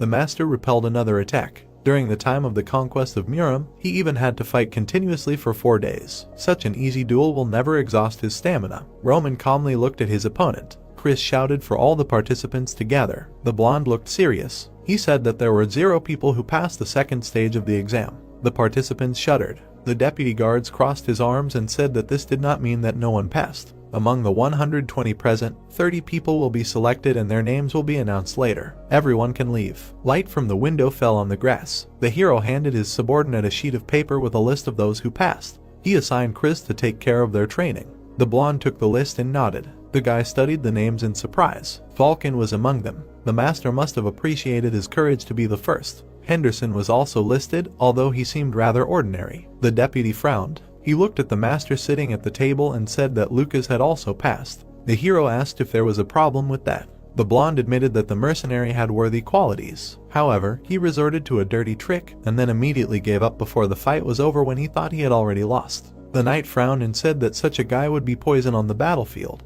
He was a typical mercenary. He would leave his honor, comrades, and do anything to survive. Roman smiled and said that was why he chose him. The deputy looked at him questioningly and clarified. The master said that Lucas was a cowardly guy who didn't care about honor. However, in a situation where no one even thought of using a trick, he found a real way to resist the hero and put it into action. This type, on the contrary, will shine on the battlefield. They will always find a way to survive and open a way out for everyone. The nobleman asked a question in return and asked if Lucas's cowardly way of attack meant that he would abandon his comrades. The blonde looked at the master, stunned. The knight remembered the words of Jonathan's mentor. The captain said that those who survive on the battlefield are not knights who can use aura. Those who always cold-bloodedly assess the situation and calculate their actions on the verge of death can survive until the very end. Those who act silently behind the back and wait for the right moment can strike down even a strong knight at any time. Chris frowned. He thought the mercenary's solution was effective. The boy narrowed his eyes, thinking too narrowly again.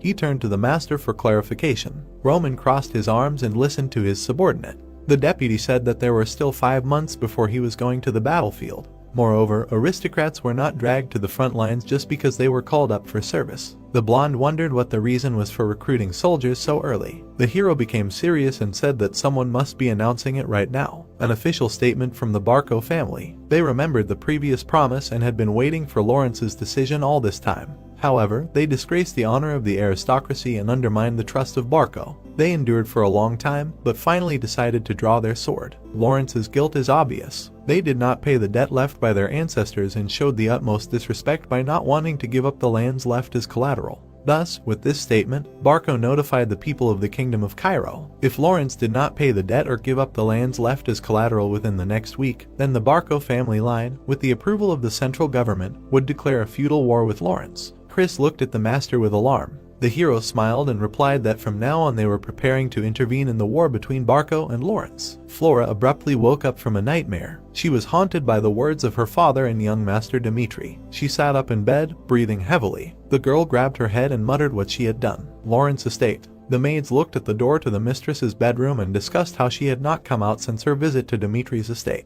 They gossiped about the upcoming war with Barco. The blonde sat on the bed. She looked out the window. The girl thought she had a bright mind. She graduated from the advanced course of the academy with honors, and looking at her father's happy smile intended for her, she considered herself a good daughter. But the reality is that without the support of her family, she thought of herself as a useless hothouse plant. She remembered Roman, whom everyone called a fool. Flora sat gloomy in front of the window and thought that she was the only fool here. The aristocrat bit her lip. She did not have the courage to look her father in the face. The girl closed her eyes and thought about what Roman would do in her place. If you think about it, he is the complete opposite of her. No one demanded anything from him and did not place any hopes on him. He single-handedly, with his own strength, defeated the gang of Bloody Fangs, decisively acting in the name of his family line. The blonde folded her hands. She did not understand how he managed to do such a thing, and since when he was so strong. The boy could do this only through sheer determination. The girl bit her lip. The butler knocked on the door and announced that they had brought food.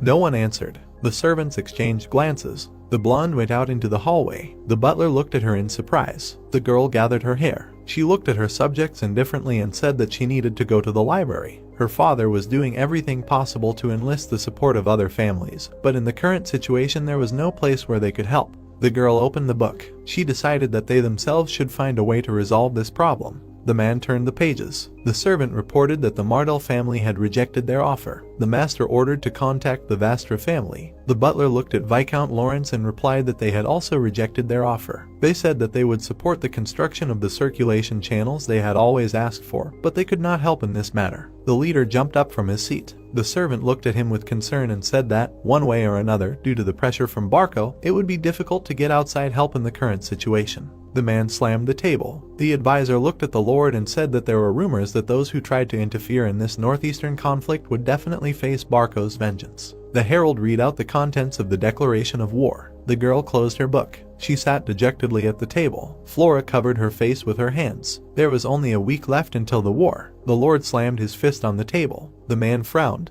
He was indignant that before the conflict everyone was bending over backwards to curry favor, and now they were pretending that they did not exist. The chief asked if there was a response from the Golden Bank. The servant replied that they would consider the offer of land as collateral, but most likely it would not be limited to a week. Given their huge investments in Barco, they decided that it would be more profitable to help them. Lawrence covered his face with his hand. Could it be that everything they had achieved with sweat and blood really meant nothing? One of the advisors suggested that it would be better to surrender. The long-haired brunette looked down and said that because of Barco they were deprived of outside help, and the difference in forces was obvious. Therefore, if they surrendered and did as they wanted, they would protect innocent soldiers and be able to save at least part of the family lands. Everyone was silent. The leader was gloomy. He frowned and said that there was sense in these words. A knock on the door. The butler announced that Mrs. Flora wanted to see her father. The man said he was busy. The girl entered the office. The lord looked at her questioningly. The blonde looked at him seriously and said that she had something to talk about.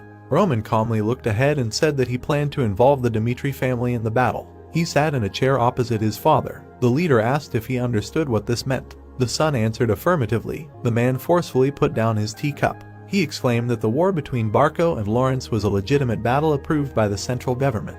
Romero looked at his interlocutor with displeasure and said that after the termination of the marriage agreement with Lawrence's eldest daughter, their reputation was gone. The leader said that if Dmitry interfered, the aristocrats of the northeastern part would break their agreements with them, and in the worst case, the central government could send an army to defeat Dmitry. The man put his hand to his head and said that if the guy decided to help Lawrence because he was just coming, then it would be better to stop. The hero interrupted him. He asked his father what he would like his future life to be. Romero looked at the young man with displeasure and exclaimed why he was asking about this. The guy looked at his father seriously and said that his desire to interfere in the war was not at all due to a simple whim. He said that recently the elder Anthony Barco tried to threaten him. This was done because they were afraid that Roman's marriage could interfere with their plans. The hero has no evidence to prove what happened that day, but he has an idea. Even though people consider Dmitry to be the real power in the northeast, Barco thinks that they have already subjugated them. The man shuddered. The boy said that even with his strength and power,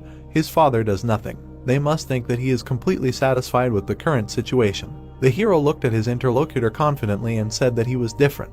He wants power and is not going to silently watch as not only Barco, but anyone else denigrates Dmitry's name. The boy was calm. Roman said that there are enough reasons. Just as Barco came up with a non-existent reason to declare war. For those who have power, a reason is nothing more than a joke. New life. The hero still feels like he is crossing an ocean, but he is sure of one thing. His true nature has not changed at all. His life must be filled with power. Roman looked at his father and said that he was not asking to borrow the power of the family line. His intervention was dictated by a personal reason, so his father can simply observe what steps he will take and how he is going to live his future life. No matter how much you climb, you cannot change your origin. Romero looked thoughtfully out the window. He said that no matter what feats you perform, no matter how much wealth you accumulate, even if you have land in your domain, you will still remain a commoner. Rihanna sat on the couch and looked at her husband with a smile. She said that in the capital he collaborated with other aristocrats. The man sat down next to her and grinned. He said that you can immediately tell from their eyes that they are looking at him.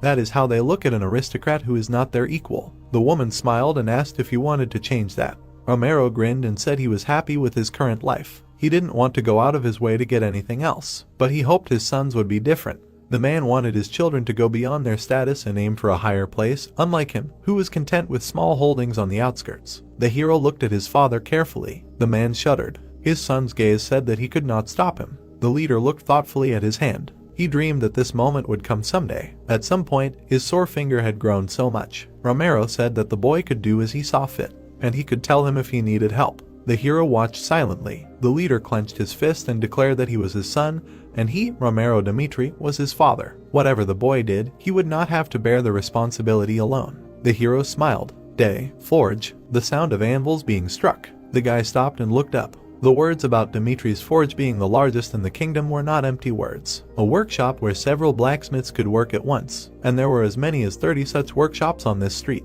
The hero looked around. He kept wondering how Dmitry could have accumulated such wealth, but this sight dispelled all questions. The iron mine on the outskirts of the estates was considered the largest in terms of deposits in the kingdom. Dmitry's blacksmiths possessed great skill, which allowed them to sell the iron they personally mined at a high price. For this reason, the aristocracy of the northeastern region of the kingdom had no intention of spoiling relations with Dmitry. It was not that they were simply afraid of Dmitry's influence. If the kingdom of Cairo stopped receiving iron weapons forged from Dmitry's ore, this alone would deal a crushing blow to the kingdom. Roman narrowed his eyes. There is a man here who can even be called a symbol of the Dmitry family line. Master Blacksmith. Yesterday's conversation. The guy said that he plans to settle everything on his own, but he needs his father's help with something. The man folded his arms across his chest. The hero said that he needs the combat weapons of his soldiers. The father took the cup and advised him to go to Master Hendrik. The leader looked at his son and said that he used to solve all the problems of the forge himself, but with the receipt of the title,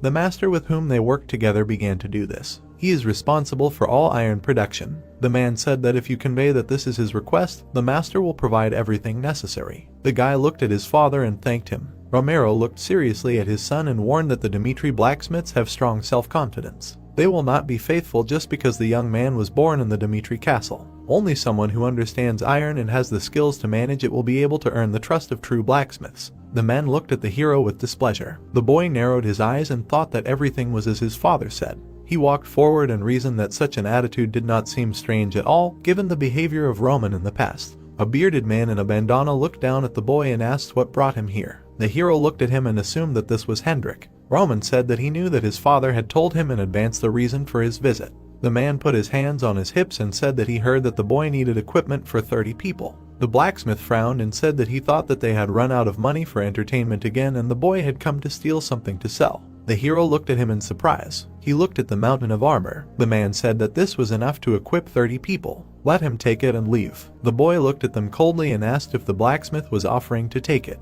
He answered in the affirmative. The man crossed his arms over his chest. Roman asked if this was all the master could do. The blacksmith told him to get lost if he wasn't satisfied with that. The young man grabbed the hilt of his sword and turned to the master. The boy took the sword and looked at his interlocutor. The hero said that it seemed that Dmitry's iron products were undeservedly reputed to be the best in Cairo. He asked if the master was passing off this trash as weapons for soldiers. The man shuddered. The young man asked again if that was the blacksmith's limit. He clenched his teeth. The master frowned and said that he swears that Dmitry's iron products are of the best quality in the kingdom. He added that a young man who hasn't shed a single drop of sweat in front of a red-hot brazier does not dare to evaluate their products. The blacksmith said that if it weren't for his father's request, he wouldn't have given even that. The boy looked at his interlocutor and listened. Hendrik said that the hero's younger brother Rodwell carried out his orders for several years in a row. Being the heir, the eldest son chased skirts and wasted his life. The blacksmith declared that Roman was even more irreparable trash than the things lying on the ground. The man pointed at the boy and exclaimed that he could not do anything, being the eldest. The hero looked at him calmly and replied that he could understand his anger. However, this sword has a tint as if it was simply held in the sun, and in the process of forging the sword, the master failed to distribute the force evenly. He raised the blade up. The boy assumed that this was the result of unsuccessful forging by an inexperienced blacksmith. He looked at his interlocutor and said that this cannot be called a product of Dmitry. The master cannot deny this, so we will decide to criticize the boy with his help. The blacksmith looked at the gentleman in surprise. The hero swung the sword and turned to the blacksmith. The boy said that his soldier had just died because he could not cut the enemy with this trash sword. The blade with an uneven surface could not perfectly cut the flesh, and the soldier, who could not remove the sword stuck in the muscles, lost his head with a confused expression on his face. The boy asked how unfair it was. The blacksmith looked at him dumbfounded. The boy said that the soldier did everything possible to survive, but because of the trash that the trash gentleman gave him, he had no choice but to die. The boy picked up the chain mail from the ground. The man flinched and asked what he was trying to say. The hero asked the blacksmith why he thought the boy was wearing armor. The gentleman picked up the armor and looked at the master. The boy said that in order to protect the body from an enemy attack at least once, the armor must withstand its bulky weight. He threw the object on the ground and added that a soldier who put on such a chain mail would be betrayed by his equipment and killed. A warrior may believe that tightly woven pieces of iron will protect his body, but an experimental product of a nameless blacksmith will not be able to stop an attack. The man frowned and asked what the man was trying to tell him. The boy thought that his anger was justified. The eldest son had never been interested in the affairs of the forge, and here he came only when he needed help and began to evaluate the products. He understood his thoughts, feelings. However, the blacksmith crossed the line. The boy stuck his sword into the chain mail and frowned. The hero said that if the master had not suddenly recognized the trash in the products lying on the ground, his loyal soldiers would have entrusted their lives to trash, unaware of anything. Roman said that this was not something to avenge personal petty grievances. The lives of 30 people depended on it, and even if he did not know it, he turned his back on the truth. The boy clutched the sword and asked if the man could safely call himself a master representing the Dmitry family line. The boy approached his interlocutor and exclaimed that innocent people almost died because of the trash he gave him for personal reasons. The master was shocked. He tried to justify himself. The young man said that his intentions did not matter. The purpose of the weapons and armor was crystal clear. The hero asked for Roman Dmitry on behalf of his father, and in the end he received this trash. Roman looked at the man with displeasure and asked if this could be considered disobedience to his father. They stood opposite each other. The boy said that he knew that the master simply did not want to give him good equipment, but this problem in itself could be considered disobedience. The hero frowned and noted that this was not just his personal request. The owner of this land ordered to equip him with good weapons and armor. Hierarchy. The moment the line between master and servant is erased, hierarchy and order collapse. Both the loyal servant and the one who is like a friend must be punished to the fullest extent if they cross this line. The young man looked at the blacksmith coldly and asked again whether the actions towards him could be considered as disobedience to his father. The man answered that such a thing could not happen. The other blacksmiths left. The boy asked to explain why the master gave such equipment. The hero looked away. The other masters looked at him with displeasure and said that the boy should not dare to pick on Hendrik. They noticed the sword in the boy's hand. The blacksmiths got angry and decided that he wanted to do something to the master. The men wanted to grab him. The hero narrowed his eyes. Hendrik shouted at them to stop. One blacksmith wanted to object, but the man stopped him. He closed his eyes and apologized to the master, admitting that what had happened was his mistake. The blacksmith remembered his youth, how he was kicked out of the forge and punished. The young master was collecting firewood and complaining that he was not allowed to do real work. He turned around at the noise. The young man held out one coin and said that he wanted to buy a sword. It was all his savings. The guy promised to pay him back 10 times more later. The blacksmith crossed his arms and chased him away. Young Hendrik watched this. Then he caught up with the guy, holding the sword in his hands. The young man looked at the weapon and was surprised that he was just giving it away. Hendrik looked at the guy and said that he had heard a story in the workshop.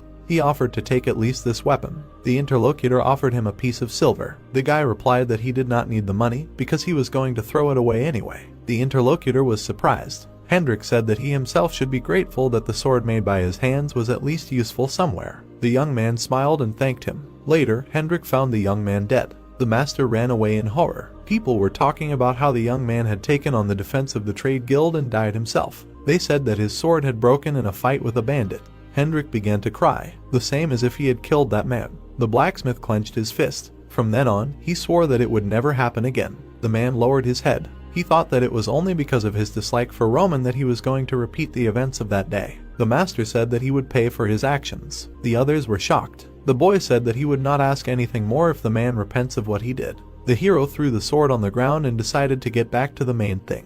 The master looked at him in surprise. The young man looked at him and asked him to make uniforms for 30 soldiers. He repeated that he did not think that he intentionally disobeyed the order. Most likely, it was because of disgust for the master, and he more than understood the feelings of the blacksmith. The hero said that he wanted to bury the mistakes of both of them. All he needed were swords and armor that would protect the lives of his soldiers. The master was amazed. He did not understand how the master could change so much. Hendrik exhaled. He realized that this was not the same Roman anymore. The man looked resolutely at the aristocrat and apologized again for what happened. The blacksmith promised that this would not happen again. The young man smiled. As an apology, the master would prepare armor and swords from the best iron, which Dmitry was proud of. He ordered everyone to return to their places and get to work. Coal was burning in the furnace. The blacksmiths were actively working. The guy asked if he really stole the sword of the master Hendrik. The hero stood behind one of the blacksmiths. He replied that the young man probably did not remember anything because of alcohol. It was 3 years ago. The lord deprived the young master of his pocket money, and in order to get it, he secretly snuck into the forge and stole the master's sword Hendrik. Then he sold it to a roadside merchant for a pittance. That sword was the master's greatest creation. It took only half a year to draw it, and then the master spent 3 months in the forge to finish it. The man said that the young man did not know what it was like to have your best creation sold for next to nothing. The boy frowned. It turned out that the previous Roman had crossed the line. He left the forge. He was called. Hendrik approached the aristocrat. The hero looked at him. The man said that he had not fully forgiven him for that offense. Because of his mistake, the master will fulfill the request, but he still cannot allow his eldest son Dmitry to interfere in the affairs of the forge. The foundation of Dmitry is laid in the forge. Hendrik said that if there came a day in the future when the master produced even a single trash sword, he might look at it again. The hero smiled and said that he would return when the equipment was completed. The boy opened the door of the workshop. There was an anvil there. Roman smiled and said, "Long time no see." This was where his secluded training took place. As ordered, it was in perfect order, and all the equipment was there. Time to get started. A fire was burning in the furnace. Time spent in Murim. The hero was 18 when he became determined to personally forge a sword. During the period when the successor of the demonic sect was not approved, a bloody war broke out between his brothers. That night, he again could not sleep a wink due to endless assassination attempts. His 11th elder brother, Baek Chang-hun, suddenly attacked the hero, intending to take his life. Although the difference in fighting skills was not great, then the sword that he protected like the apple of his eye could not withstand the attack and broke. The hero smashed his brother's face with the broken sword, and, freed from the feeling of near death, he thought that he needed a sword that would not break during the fight and could ideally convey his current abilities. He needed his own sword. From that very day, unlike the other brothers, the hero sought out blacksmiths and learned the technique of forging a sword. And, on the eve of the decisive battle, he always forged a sword that matched his current strength. So he fought hundreds, thousands of battles, changing his sword every year. The 39th sword he forged then, he called the Heavenly Demon Sword. It became a treasure that could not be bought for any money, and from that moment on the eve of the upcoming war, it was time to create his own sword for a new life. The hammer on the anvil. Roman hit the hot metal, following a certain rhythm, applying a certain force. The hammer hit the workpiece, repeating the same movements. The guy looked down carefully at the moment of obsession with a given goal. Breakthrough. From the force of the blow, rays flew everywhere. The hot metal was reflected in the eyes of the hero, who thought, what is he living for? He remembered how he sat by the cliff in his past life. In order for the heavenly demon to become a father, he had to live in a world where the strong eats the weak. Having experienced many turning points, he was called the strongest master in the world, and he does not think that this is bad. The man smiled. Roman thought that now is the same, he is just true to the present. He reached out his hand to the workpiece, thinking that his current level does not allow him to withstand all the changes. In other words, he can only temper himself stronger. Roman imagined the dragon and worthy people, thinking that the world of Roman, which is unfamiliar to him, strong opponents that he does not know. Standing by the blazing flames, he thought that defeat was unacceptable. The guy breathed fire from his mouth. The hero with the hammer was engulfed in bright flames, using the divine breath of flame skill. Surrounded by fire, the hero struck the anvil with a hammer. The technique of the followers of the demonic sect, using the power of scorching flames, was called the Demon of Flame and helped accumulate mana in a short period of time. The fire was burning in the furnace. This is the most he can afford in such a pitiful state. A bright ball glowed in the flames of fire. Its frequent use will harm the lungs and other internal organs. Roman's eyes were burning. He thought that now he needed the power that resists all the twists of fate.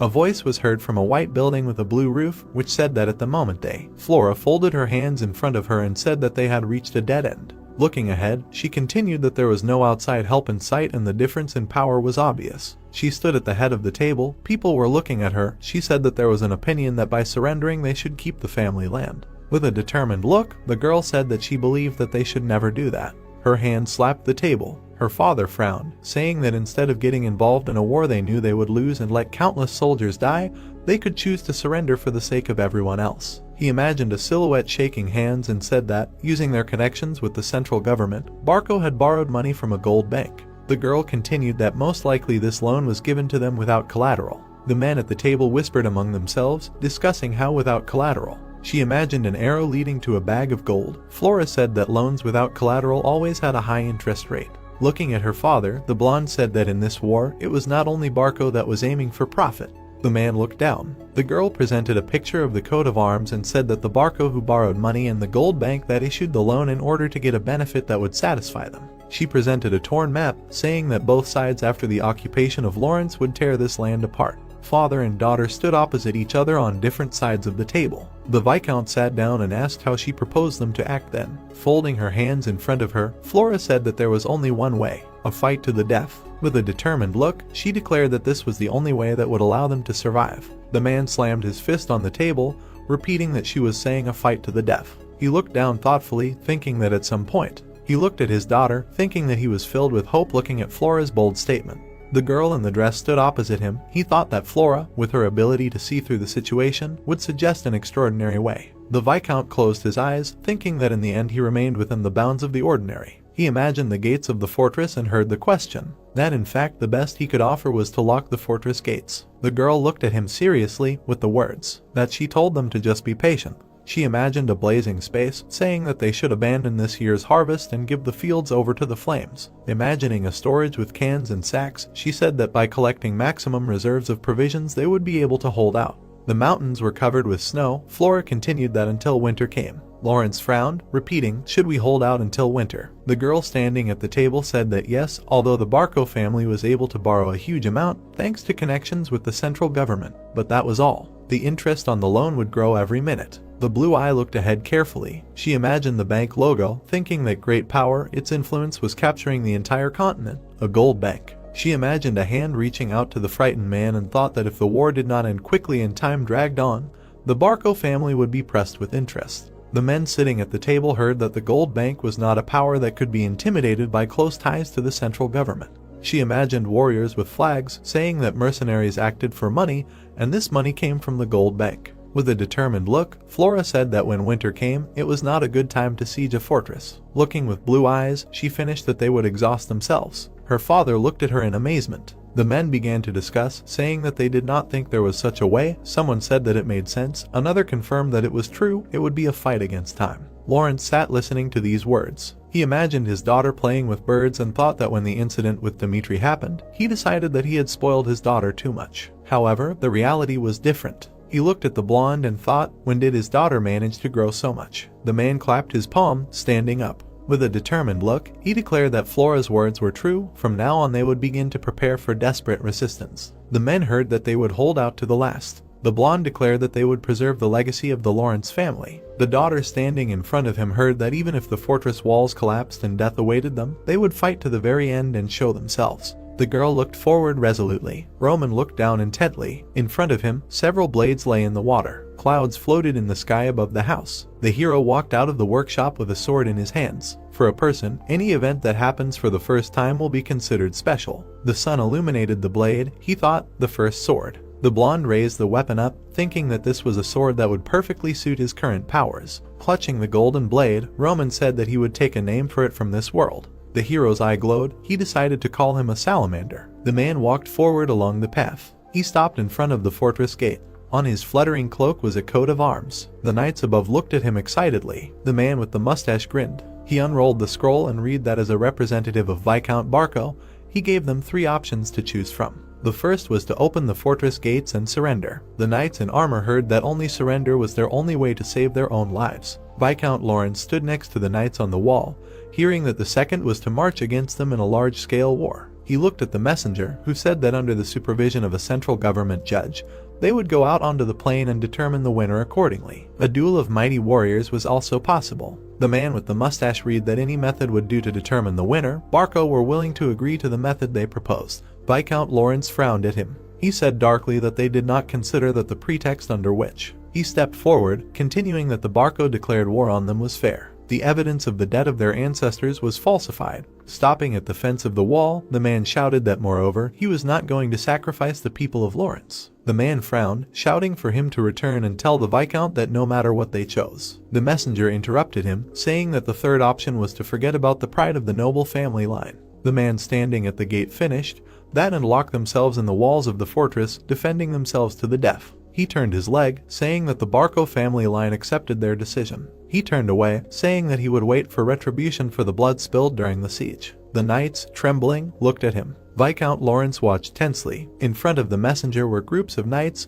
The war had already begun. The order to shoot was heard. The warriors pulled the bowstring and fired. They heard the order to move forward. The arrows hit the shield. The order to not retreat was heard. The warriors from the fortress wall shot at the enemy with a bow. The man cursed. The helmet flew to the floor. The man angrily clenched his teeth, cursing at these arrogant people. Behind him stood a dark-haired warrior. The man thought that the army prepared by the Barco family was more than 3 times larger in number than the Lawrence soldiers. However, the brunette sullenly closed his eyes, thinking that he expected victory within an hour. He imagined a diagram with the designations of the troop movements. The course of the battle was contrary to expectations. An abandoned helmet lay on the floor. The brunette looked at the Viscount and said that one way or another, Lawrence was fully prepared. A moat with water was dug near the wall.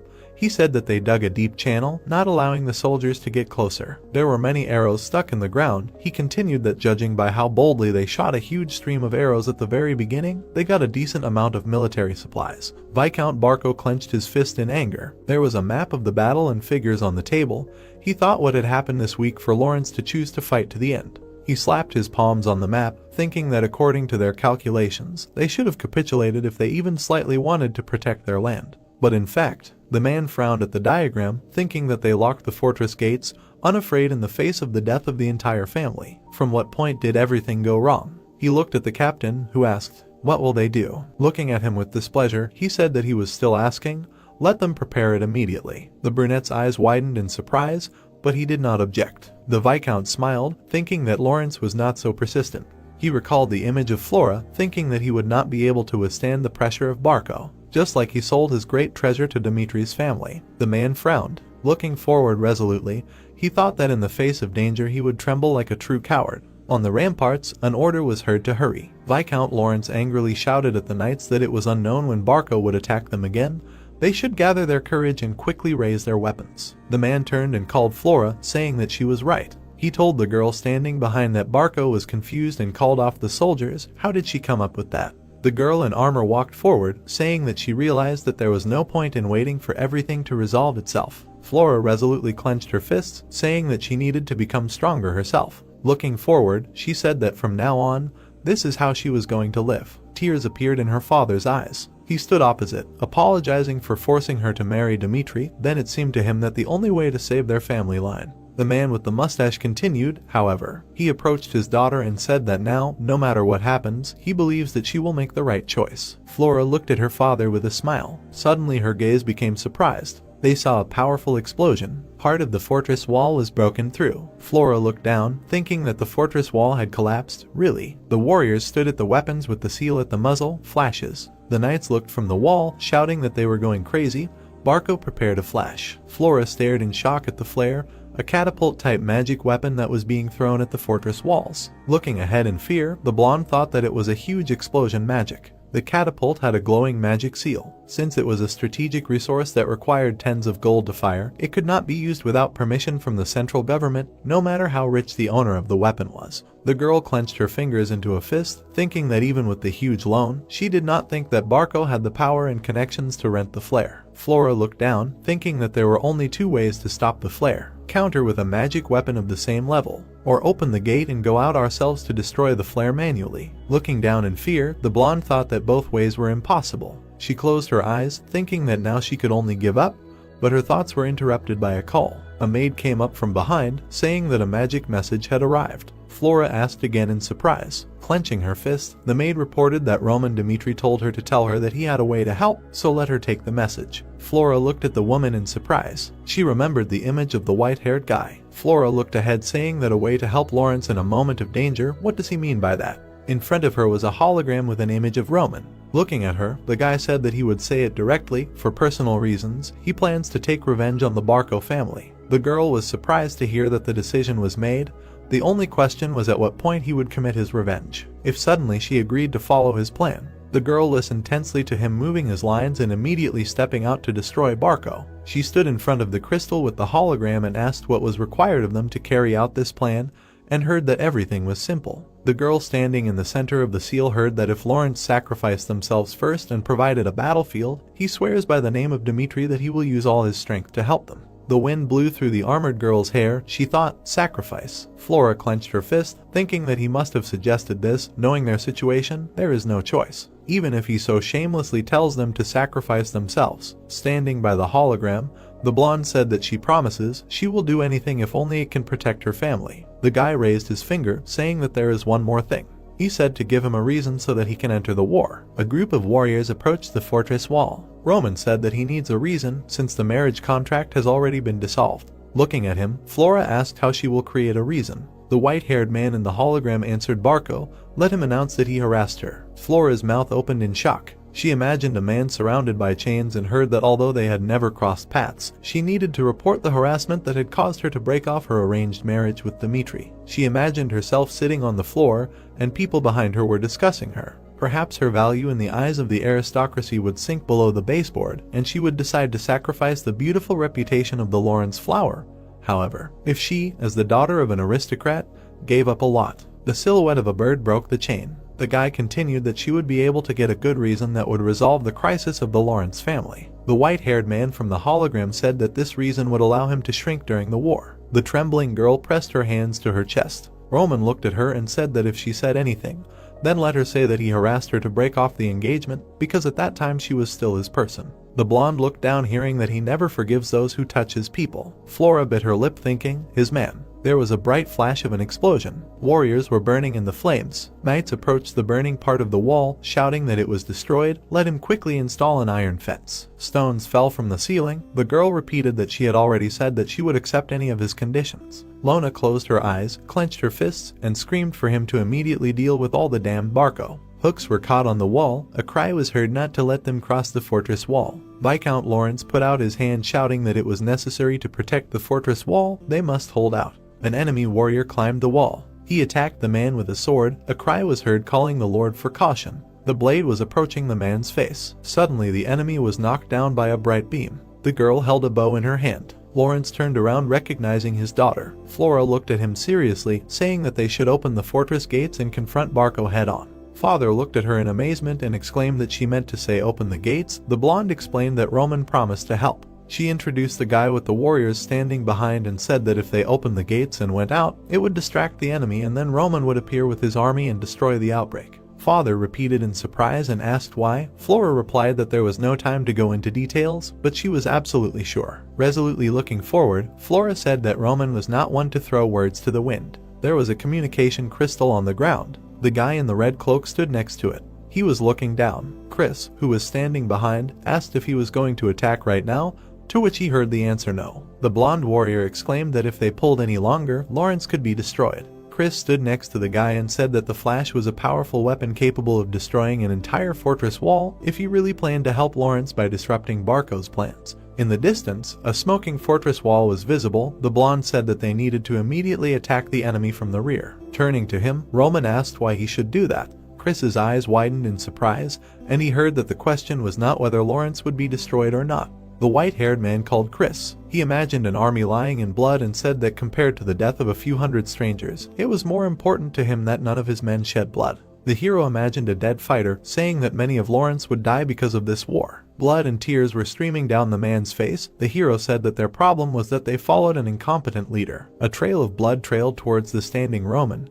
He said that unlike them, he was not going to senselessly sacrifice those who had sworn allegiance to him. Frowning, the blonde agreed. Standing behind, he said he understood. The drawbridge slid back as the order was given to open the fortress gates. It fell to the ground. Opening, someone said that they would punish the cruel villains of Barco. The Viscount shouted, giving the order to attack. The soldiers marched forward in formation. They were approaching the enemy army. The man with the red beard grinned, saying that they had come out without even knowing their place. The blow left a bright mark. The warrior smiled predatory. It was a squad of Burge mercenaries. The warriors were amazed to see the torn-off limbs. They trembled with fear, looking at this, and then they ran, screaming and begging for help, saying that they were finished. Flora, standing on the wall, pointed with her hand and shouted for them to stand to the last and not retreat. She looked down in fear, thinking that if they could not even play the role of bait, he would never appear. Dust rose from the hooves of the running horse. There were tents of troops on the plain. Viscount Barco turned and asked what was that. Roman was approaching him on horseback. More knights were riding horses. The moment when the soldiers had to put their lives on the line had come too soon. Chris looked ahead with concentration. Worry. Kevin looked scared. Anxiety. The white-haired man looked ahead, thinking about the reality that they would have to experience on their own. If they managed to survive under the banner of his army, he would give them the promised life of predators. But whether they survived or not would be determined by their own strength and will. The riders rode behind the leader with the sword. Standing in front of them, Roman stated firmly that their primary objective was to attack Barco from the rear and destroy their assault weapons. The hero stood in front of the army, saying that perhaps Lawrence would not be able to play the role of ideal bait. He did not expect much from them in the strategy. Looking ahead, the white-haired man said that he would take the front line. He would run ahead and cut down the opponents, clearing the way, and they should follow with one and finish off the remnants of the defeated army. The warriors looked at Roman, who told them to remember that their main objective was to destroy the assault weapons. The mercenaries looked at the approaching horsemen. Viscount Barco frowned, telling them to look at their appearance. How were they going to resist them? Walking away, he ordered the soldier to immediately prepare to meet the crazy guests. The warriors put out shields and spears. Roman approached them. He decisively raised his sword. Bright purple marks remained from the chopping blows. Once upon a time, the Murim people belonging to the Orthodox clan said, the weapon pierced the black horse. It fell to the ground. At the forefront of the demonic sect, there is always a heavenly demon. The hero pounced on the opponents from above. He swung his sword, attacking the enemy. The sky demon is invincible. Roman looked down. Facing him face to face was akin to suicide. People were puzzled why even after becoming a sky demon, he always took on the most dangerous role. The soldiers looked at him in surprise. The guy thought that then and now the reason was always the same. The soldier trembled in fear. The strongest warrior on the front lines must completely undermine the enemy's fighting spirit. Roman was surrounded by a purple glow, saying that if he does not attack, they will attack, then he will. The soldier clenched his teeth, and closing his eyes, he shouted the order to attack, "Let them follow the master." Chris looked back. The soldiers on horses looked at him. The riders rushed forward amid splashes of blood. A spear pierced the horse. The rider angrily looked at the enemy. Blood splashed near the helmet. The guy struck the enemy, shouting to follow the master. The eyes were a little crazy. Chris, with a sword surrounded by a blue glow, thought that just a little more. He quickly cut the enemies, thinking, even closer to the master. Roman approached the enemy line, who thought that they should stop this monster. The hero swelled the soldier's head. He resolutely looked forward, thinking that this thing was the goal of their plan. He continued to move towards the magic weapon, saying that this was a flash. The captain of the mercenary squad birds looked forward in amazement, asking, "What is this, Roman?" He imagined a chest of gold, thinking that a huge amount was at stake in this task. Since the fate of the mercenary squad birds depended on it, he would personally sort it out completely. Surrounded by fire, Burge took out his sword, saying that he would personally sort it out completely. A red trace remained under the rapid movement. Roman approached the man from above. Burge is recognized a rank mercenary throughout the kingdom. A bright flash arose from the clash of swords. Unlike B-rank mercenaries, A-rank mercenaries must be able to control aura to obtain their rank. The flaming sword collided with a sword that glowed purple. The red-haired man was engulfed in flames. He is a swordsman with a 2-star aura. The eyes in his helmet were angry. He thought he could not even move. Roman looked at him calmly. Sparks appeared from the movement of the sword. Roman quickly attacked, leaving a bright flash. Burge looked at him in amazement, thinking that he could go crazy. He is the strongest of the strong.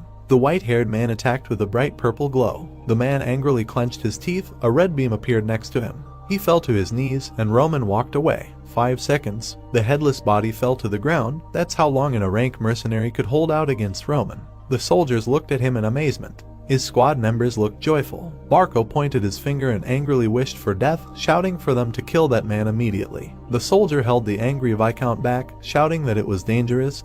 He should take cover first. Roman looked forward seriously. His gaze was resolute. He thought that the flash was a creation of magic that was not in Murim. The white-haired man stood in front of the catapult with the round seal. Black flashes appeared around him. He thought that it was the unique merit of the heavenly demon. The silhouette of the demon appeared above the tip of the sword. Heavenly demon sword technique. Swift movement. First formation. The black beam was surrounded by purple flashes. Barco and his troops opened their mouths in shock. Half of the catapult fell to the ground. Roman stood next to the broken weapon. Opening his mouth, he shouted, ordering them to listen to him. He is Roman. The boy raised his sword, shouting that he destroyed Barco's assault weapon. The Lawrence troops on the wall and in front of it rejoiced. Flora covered her mouth with her hands. She looked ahead with tears in her eyes, saying that he really succeeded. Smoke rose from the broken weapon, the destruction of the flash. Having lost the central power, Barco had no choice but to retreat. Roman heard the army with white flags shouting that they would still see. There was blood on the guy's armor. In this battle, Chris used the aura in a slightly different way than before. Surrounded by a blue glow, the blonde held a sword. His hands squeezed the handle of the shining blade. He tried to concentrate the aura as much as possible, as Roman does. As a result, even in a fierce battle, the mana consumption was small. Everyone around laughed. Why was he trying to repeat after Roman? But Chris continued to progress. Behind the guy surrounded by the glow lay bloody bodies. The blonde smiled, thinking that now all that remains is to admit. Smiling, Chris hid his sword, thinking that the master had used the right method. His gaze became surprised. His comrades were sitting on the ground and breathing heavily. The guy looked at the soldiers in surprise, thinking that, gritting their teeth, they rushed after the master, trying to keep up. Naturally, they were tired. The blonde looked at the others contentedly, thinking that nevertheless, not a single one of the 30 soldiers broke away and no one was seriously injured. The warriors bowed their heads, breathing heavily. Chris thought that this was why the master chose them. The guy in armor looked forward tiredly, thinking that they were able to survive only for one reason. Roman in a red cloak walked towards them, a monster going beyond common sense. The soldier looked at him in surprise. Roman looked at the army, saying that he saw that they successfully survived. Chris thought that it was all thanks to him. The hero said that their role was over. The drawbridge near the fortress was lowered. Roman with the soldiers walked along it. He walked inside and looked around. The villagers surrounded him, shouting their gratitude that he was a hero and that Lawrence would never forget Roman Dmitry. The man looked at the white-haired guy thinking what a pity. The Viscount looked ahead thinking that he knew he was unusual from their first meeting, but to destroy the outbreak with his own hands. Roman waved his hand as if he had a halo around his head. The man thought it was an overwhelming talent. He imagined a beast surrounded by radiance thinking that Dmitry gave birth to a tiger. If everything had not gone wrong, this tiger would have become his son-in-law. He imagined how the predator approached him. The man clenched his fist thinking that it was a pity, but now it was in the past. Throwing up his hands, he said that Roman was a great hero who came to them from Dmitry. Extending his palm, the Viscount said that he was glad to meet him again. Roman smiled. The heroes shook hands. The walls were decorated with columns. The white-haired man stood at the door. A girl came up from behind and said that she, Flora, folded her fingers and thanked her timidly. Standing nearby, the girl said that they could not adequately play the role of bait, but even so, they did not turn away from Lawrence in a difficult moment and helped. The blonde looked at the guy standing by the door and said that she wanted to sincerely thank him. Looking at her indifferently, Roman replied that the speech played its role as promised. He looked at the girl saying that they played their roles exactly as he planned. Holding her hand to her chest, Flora said that this is how, and yet she wants to repay him for his favor, although she thinks that he does not need to accept her gratitude, but as a representative of Lawrence, she will definitely. The guy nodded, hearing that if he wants something, he can safely ask for anything at the meeting. Timidly folding her hands, Flora promised that she will definitely listen to him and reward him.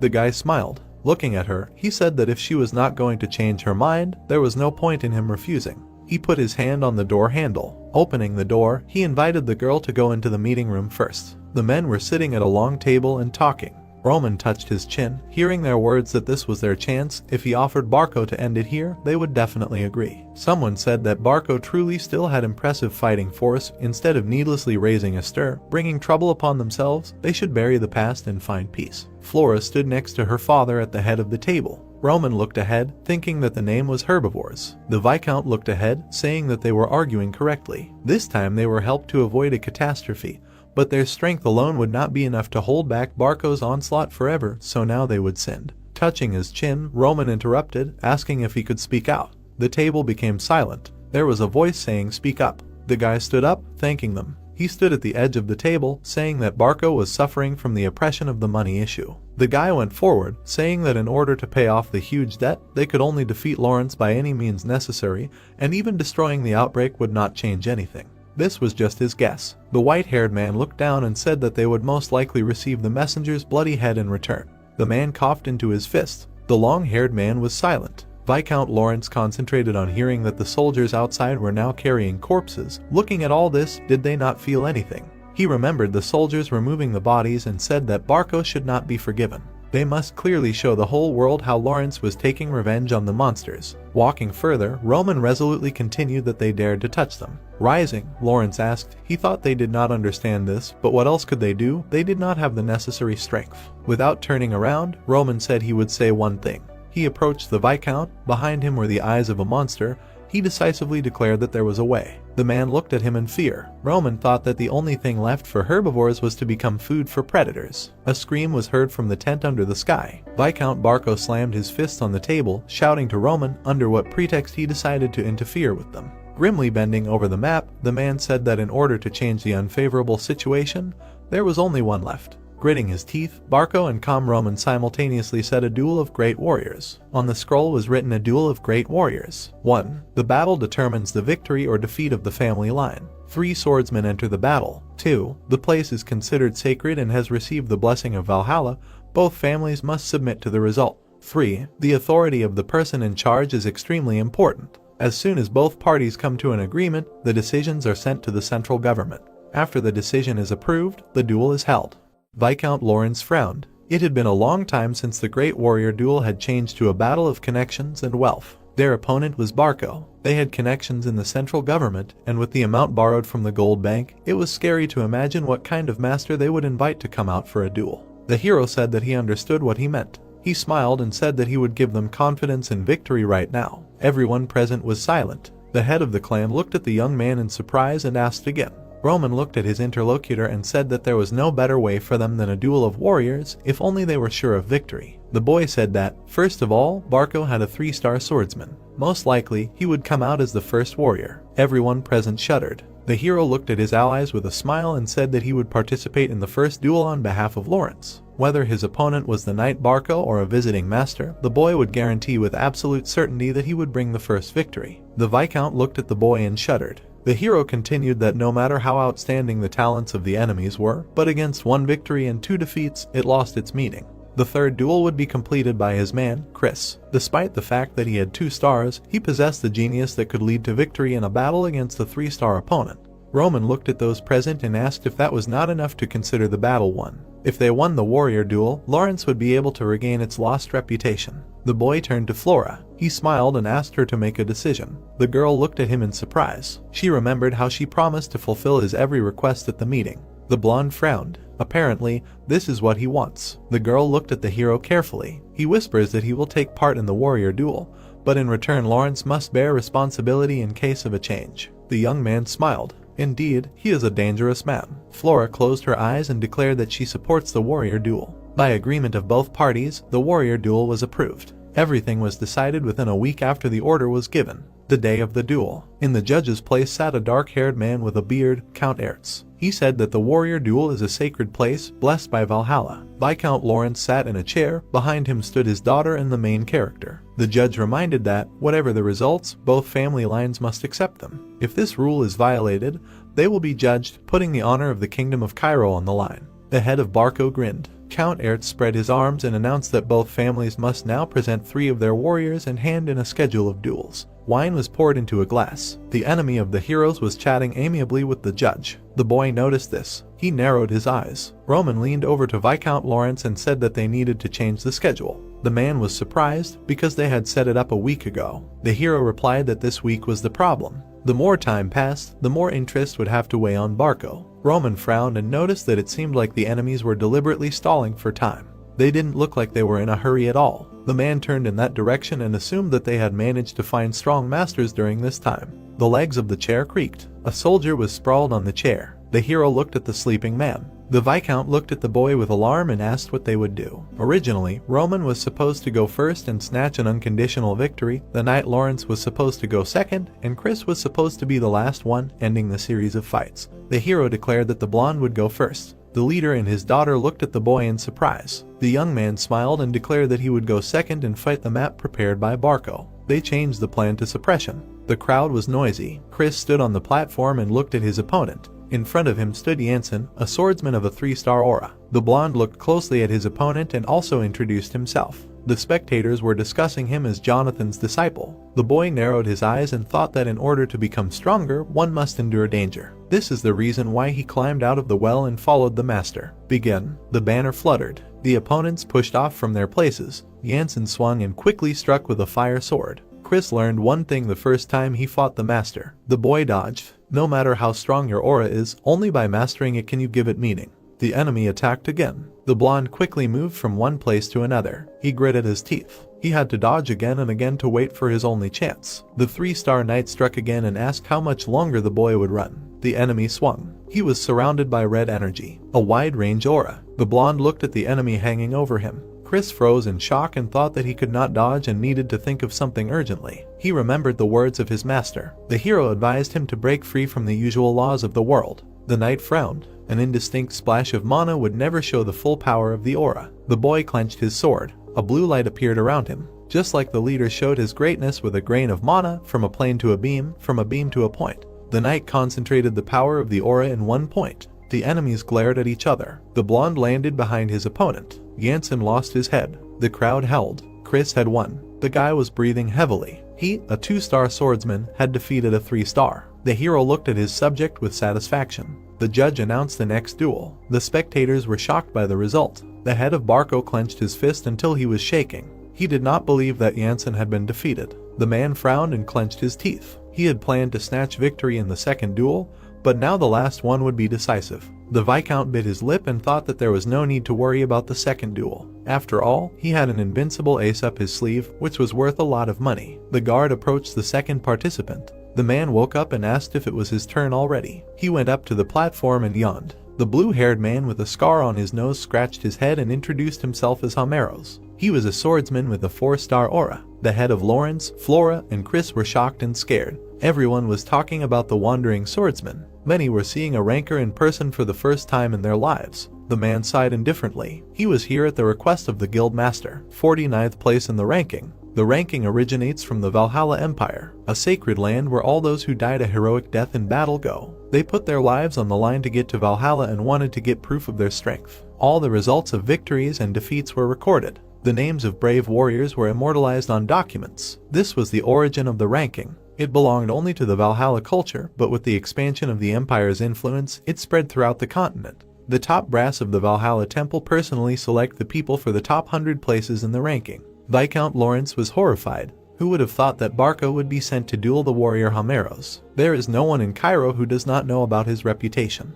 Wandering all over the kingdom and enjoying duels with strongmen, he received the nickname of the Wandering Swordsman. The spectators were nervous. Everyone shared rumors about the warrior and assumed that Lawrence would now refuse to participate, even though they managed to win the first duel. Homeros yawned again. The hero smiled. He crossed his arms and looked ahead. The boy had been tracking Barco's actions with the help of the Information Guild, but he had only managed to obtain information that was already on display. So this is the secret map hidden with the help of information warfare. The young man moved to the site. He was impatiently waiting for the duel. Just as the opponent hid his strength, they also failed to find out what the hero was like. The boy would give them a chance to witness a battle of strongmen they had only read about in books. Flora grabbed the boy's hand and worriedly advised him to refuse. She looked at her ally and said that his opponent was ranked 49th. He was considered a great warrior who would rise above 30th place in the future. The blonde looked at the boy nervously and asked him to refuse the fight, at least to save his life. The hero turned to her. The girl said that they would sincerely pray that victory would be on their side in the next duel. Homeros looked at his opponent. Absolute superiority was clearly visible in that look. Roman frowned. He did not like this guy. Flora stood next to the hero and said that it was time to pay for the change. They would put out their night. She frowned and blushed, saying that there was no reason to risk his life in a duel she was sure she would lose. The guy pulled his hand free. The girl looked at him with concern. The hero said that he didn't want to put everything in its proper place and advised her not to interfere. He stepped forward and walked up to the platform. The guy looked forward with determination and introduced himself. Roman took the sword. The opponent did the same. Homeros looked at the opponent and thought that if he could destroy the Flash, then at least he had a 2-star aura. The man frowned and thought that he was supposed to challenge Fernando at 30th place in the rankings, but he had to fight with small fry. He muttered that he should end this quickly. The swordsman suddenly took off. Chris and Kevin watched in surprise. His speed was incredible. The enemy struck quickly. His sword emitted an aura. The hero deftly parried. The opponent moved behind him. Homeros smiled and thought that the guy was interesting. The hero swung his sword. His weapon emitted a dark aura. The blue-haired man's face distorted with excitement. He asked what method the guy used to release the aura. Roman frowned. The young man had been waiting for a serious fight for so long, and his opponent thought he was weak and did not fight at full strength. Homeros extended his sword. A pillar of blue energy appeared around him. 3-star aura, the summit. The man said that he would deal with the young man with all seriousness. Whirlwinds formed around, small stones flew. The spectators clung to the fence. His aura was too overwhelming. Roman stood and looked at his opponent. He was surprised that such a guy was in 49th place in the ranking. Longing, the hero narrowed his eyes and decided that there was no point in dragging out this fight. He took a step towards the enemy. Powerful energy emanated from the guy's sword. The warrior looked at his opponent and suggested that he hold out. The sword technique of the heavenly demon has no equal. The man stepped on the water. Everything around lost its colors. A black wave was coming towards him. Homeros smiled with admiration. Just think, the guy controlled such mana. The wave swallowed him. This formation has no name. The enemy was cut in half. The hero turned around and walked away from him. He calls this technique by the order of execution. The boy's hair began to darken. He became a brunette again. Heavenly demon sword technique. The third formation. Homeros' memories. The guild leader looked at him seriously and said that he knew the man was looking forward to the fight with Fernando. However, he asked him to understand the situation, because this was a duel of great warriors between families of the borderlands. The blue-haired man put his feet up on the table. He looked at the ceiling and thought that since receiving his rank certificate, the man had rejected all orders and was busy wandering around the kingdom, fighting strong warriors. He had no reason to refuse. Blood on the court. Flora looked on in shock. All the spectators were silent. A talented warrior who entered the rankings even before reaching 4 stars. The man was lying face down. The rising star of Cairo, who was aiming for 30th place, died with one blow. The hero left the court, leaving behind a corpse and clots of mana. He looked back coldly and thought that the boy who could not conquer the peak dared to show arrogance in front of him. Roman judged everything by the standards of another world. The boy put his sword in its sheath. And his past life, Murim, was like a galaxy filled with the most talented masters, unlike a place where, if you were careless, you were always ready to meet death. The mysteries of the teachings here were ineffective and more like garbage. The boy looked away and asked the judge to announce the results. Count Ertz was horrified. He said that the winner of the second duel was Roman Dmitry from Lawrence. The guards shuddered. No one understood how this was possible. Everyone looked at the duel site in shock. The blonde clenched his fist. He looked at it in amazement. So this is his master's true strength. Chris was shocked. The swordsman wondered if the hero had this strength during their duel, or if he had made an unimaginable growth spurt afterward. Then the master certainly did not have abilities superior to Homero's. But too little time had passed for the second option. It defied common sense. He looked at the descending master. The boy froze. Having defeated Jansen in the first duel, the knight believed that he would never surpass his master. The blonde looked closely at the brunette. What a hasty conclusion. Lawrence's victory. The red flag fluttered. Since there was no longer any point in wasting human resources, in a duel between warriors with a predetermined outcome, an allowance was made for the possibility of changing the list of names. The judge frowned and said that both families could consult and send a new warrior. The head of Barco lowered his head. He was shaking. It was over. The man was terrified. He didn't understand how Homeros could lose. He was a 4-star swordsman. Unlike all the riffraff of the northeastern region, the man was a real swordsman, of which there were only a few in the entire kingdom. Perhaps the mercenary guild had sent him a fake. The man was furious. The guard approached the lord and said that their side must field a warrior. The leader replied that they could no longer lose fighting power. The viscount ordered Benson to be sent. The soldier flinched. The lord decided to give the loser a duel to pay for the loss of Barco's dignity at the social ball. The man bowed and replied that he would carry out the order. Benson was a nameless knight. It was the same as saying, "Go and die." The man came out onto the stage and introduced himself. He was scared. The spectators were discussing that they were seeing him for the first time. Chris looked at him in surprise. Kevin approached the lord and asked to be allowed to fight the man.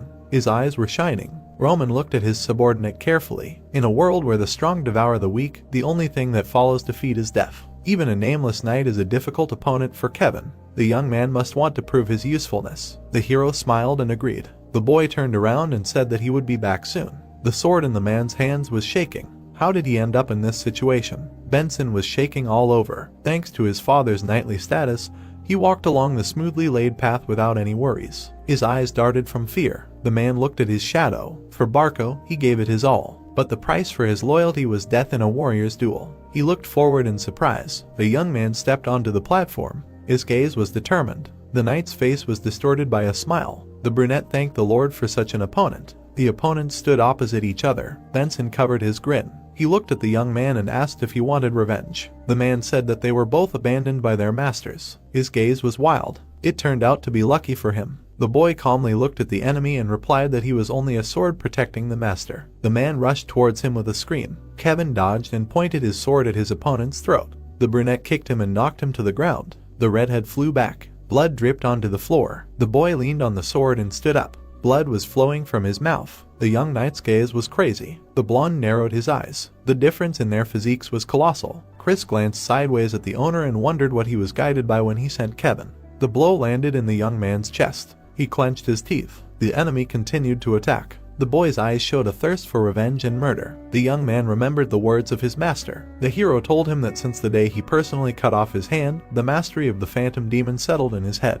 The young man must awaken the phantom inside himself. Energy emanated from the boy. His eyes were burning and the veins on his face were bulging. A voice warned him of danger from above. Kevin noticed an attack to the head. The young man jumped back. The blow hit the floor. The redhead immediately crouched. The opponent turned around. The boy touched his head. The voice laughed and whispered that his head was almost smashed. He wanted to tear this bastard to shreds. The young knight wanted to become a sword that would be useful to the master even more than Chris. A feeling of inferiority, loyalty to the master. He was sucked into a whirlpool of feelings. The young man's eyes were burning scarlet. He was smiling, the skill of a ghostly demon. The boy squeezed the hilt of the sword and rushed sharply towards the enemy. The voice called for killing. The brunette recoiled. He noticed an aura around his opponent. The blade pierced the armor. The man cursed and swung his sword. The blow hit the guy in the shoulder. Benson looked at his opponent in horror. He did not stop. The boy was beside himself. His blade pierced the man. The blonde flinched in surprise. The spectators were shocked. The boy knocked his enemy to the ground, plunging the weapon into his chest. Kevin smiled. He continued to plunge the sword into the body. Blood spurted everywhere. Viscount Lawrence and his daughter watched in horror. The young man stood up, walked down the platform and knelt before his master. He said that he had returned. Roman looked at his subject with a smile and praised him. The boy smiled happily. Kevin was covered in blood. A duel of great warriors between Lawrence and Barco. 3 victories out of 3. Lawrence's undisputed leadership. And at the center of it all was Roman Dmitry. Like the tales of heroes that have been told since ancient times, truth and fiction were mixed in rumors. Here and there, people began to praise Roman's exploits. The man put his mug on the table and asked if the other had heard that story. The other replied that Barco would have a hard time. They made such a fuss, and in the end they lost Lawrence. Another city dweller joined in the conversation. Roman became none other than the savior of Lawrence. Single-handedly, he exterminated hundreds of Barco soldiers at once from behind, and also destroyed the Flash with one blow. The entire tavern was filled with these conversations. Roman Dmitry is a hero, and heroic stories about his adventures began to accumulate one after another everywhere. Barco Castle, a stack of books on the table. The Viscount sat at the table, clutching his head. He muttered that this was definitely the end. A written reminder from the Golden Bank about interest and principal. The fee for hiring Homeros from the Mercenary Guild and compensation. The man looked at the papers on the table in horror. He slammed his fist and cursed. The sheets fell to the floor. When the Barco had influence in the northeast, everyone sought out meetings with them in droves. And now they turned their backs. The leader's face was distorted with anger. He muttered that if only Roman had not intervened. The Lord shuddered. The man straightened up and thought that all this happened because of the hero. He did something that should not be done in high society. The leader bared his teeth. He thought of one last chance to save Barco. A few days later, a meeting of the Barco family. The leader smiled and thanked the true aristocracy who visited their estate.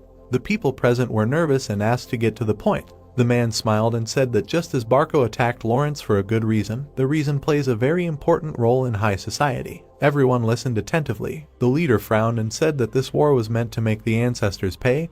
Even the central government thought it was right to single out a judge. However, Roman Dmitry intervened in this war without any reason. Because of his unexpected attack, Barco lost their Flash. Moreover, even at the warrior duel, there was not a single person from Lawrence. The leader slammed the table and said that this defied explanation. He frowned and noticed that the two families had broken off their engagement.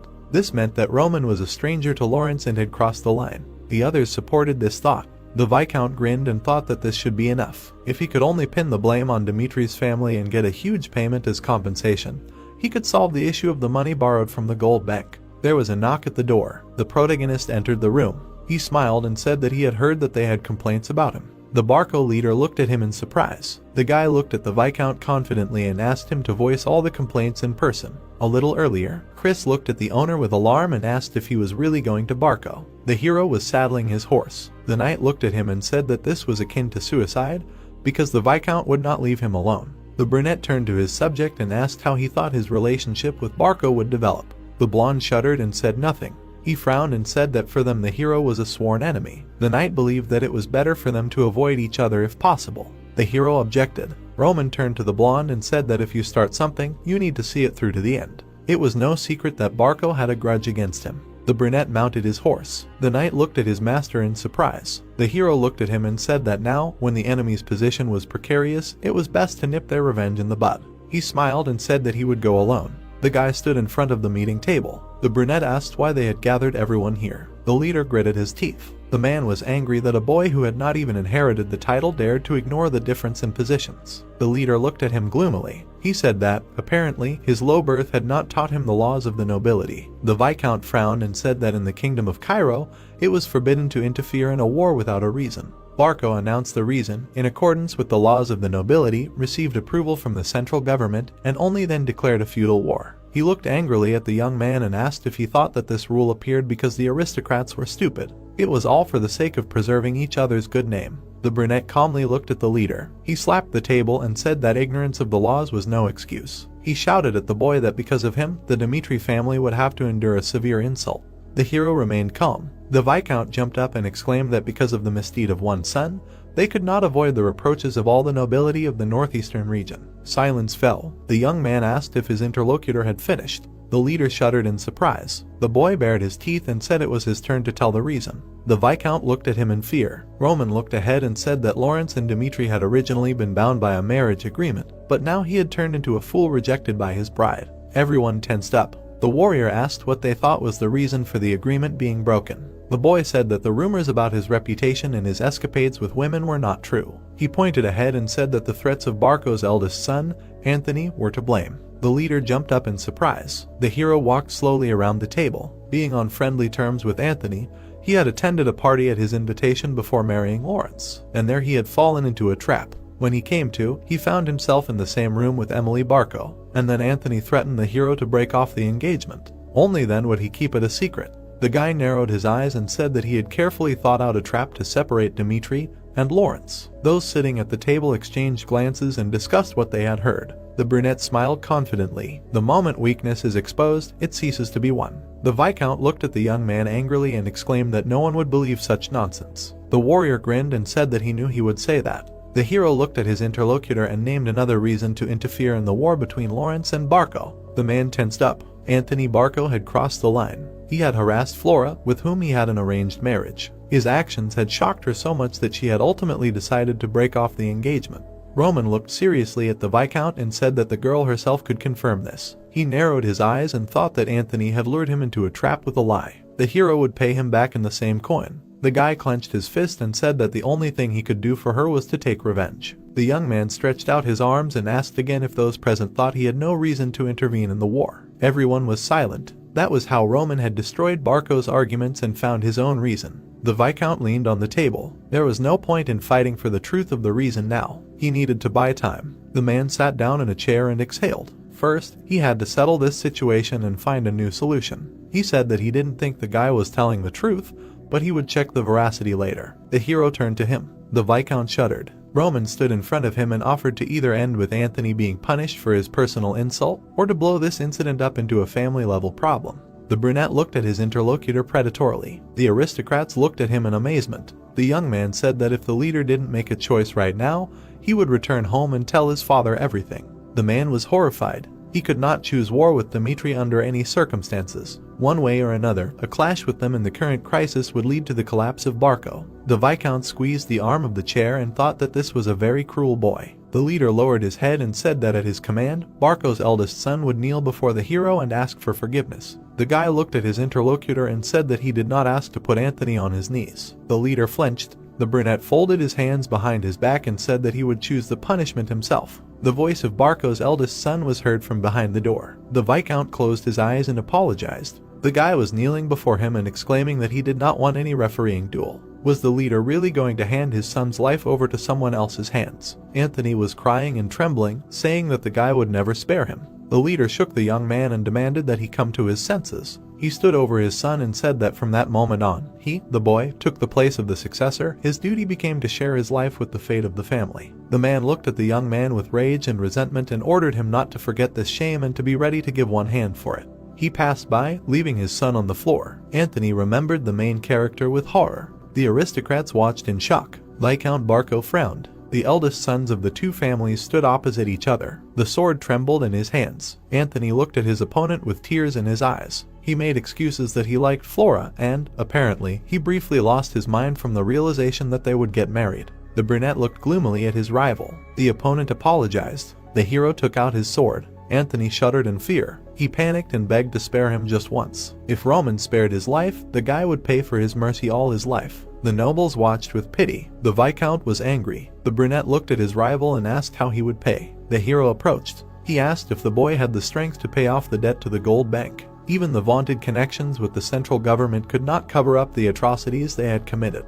Roman waved his sword and said that the Barco family line was finished. He approached the boy closely and reminded him that he had been humiliated in front of everyone and lured into a trap. So why should the hero forgive him? The head of the family looked at the duel with horror. Roman plunged his sword into his opponent's stomach, saying that he had no reason to forgive him. He looked at the boy coldly. He coughed up blood. Junghyuk had once waged a bloody feud in order to survive. He had withstood the attacks of his older brothers, who tried to kill him every night. And instead, he had plunged a sword into their hearts, taking their lives. Then the older brother Bikoyel said that the boy did not know how to compromise. Once he sees an enemy in his opponent, he dives headfirst into the situation. The hero does not show even a bit of generosity to his opponent. Bikoyel was not just a strong warrior. He fought off enemies one after another, but he had the generosity to gather them under his command. But the hero replied that his method was to trample and destroy the creature that showed hostility towards him. only death. The only way to eradicate all variables. The death of Anthony Barco. The hero drew his sword.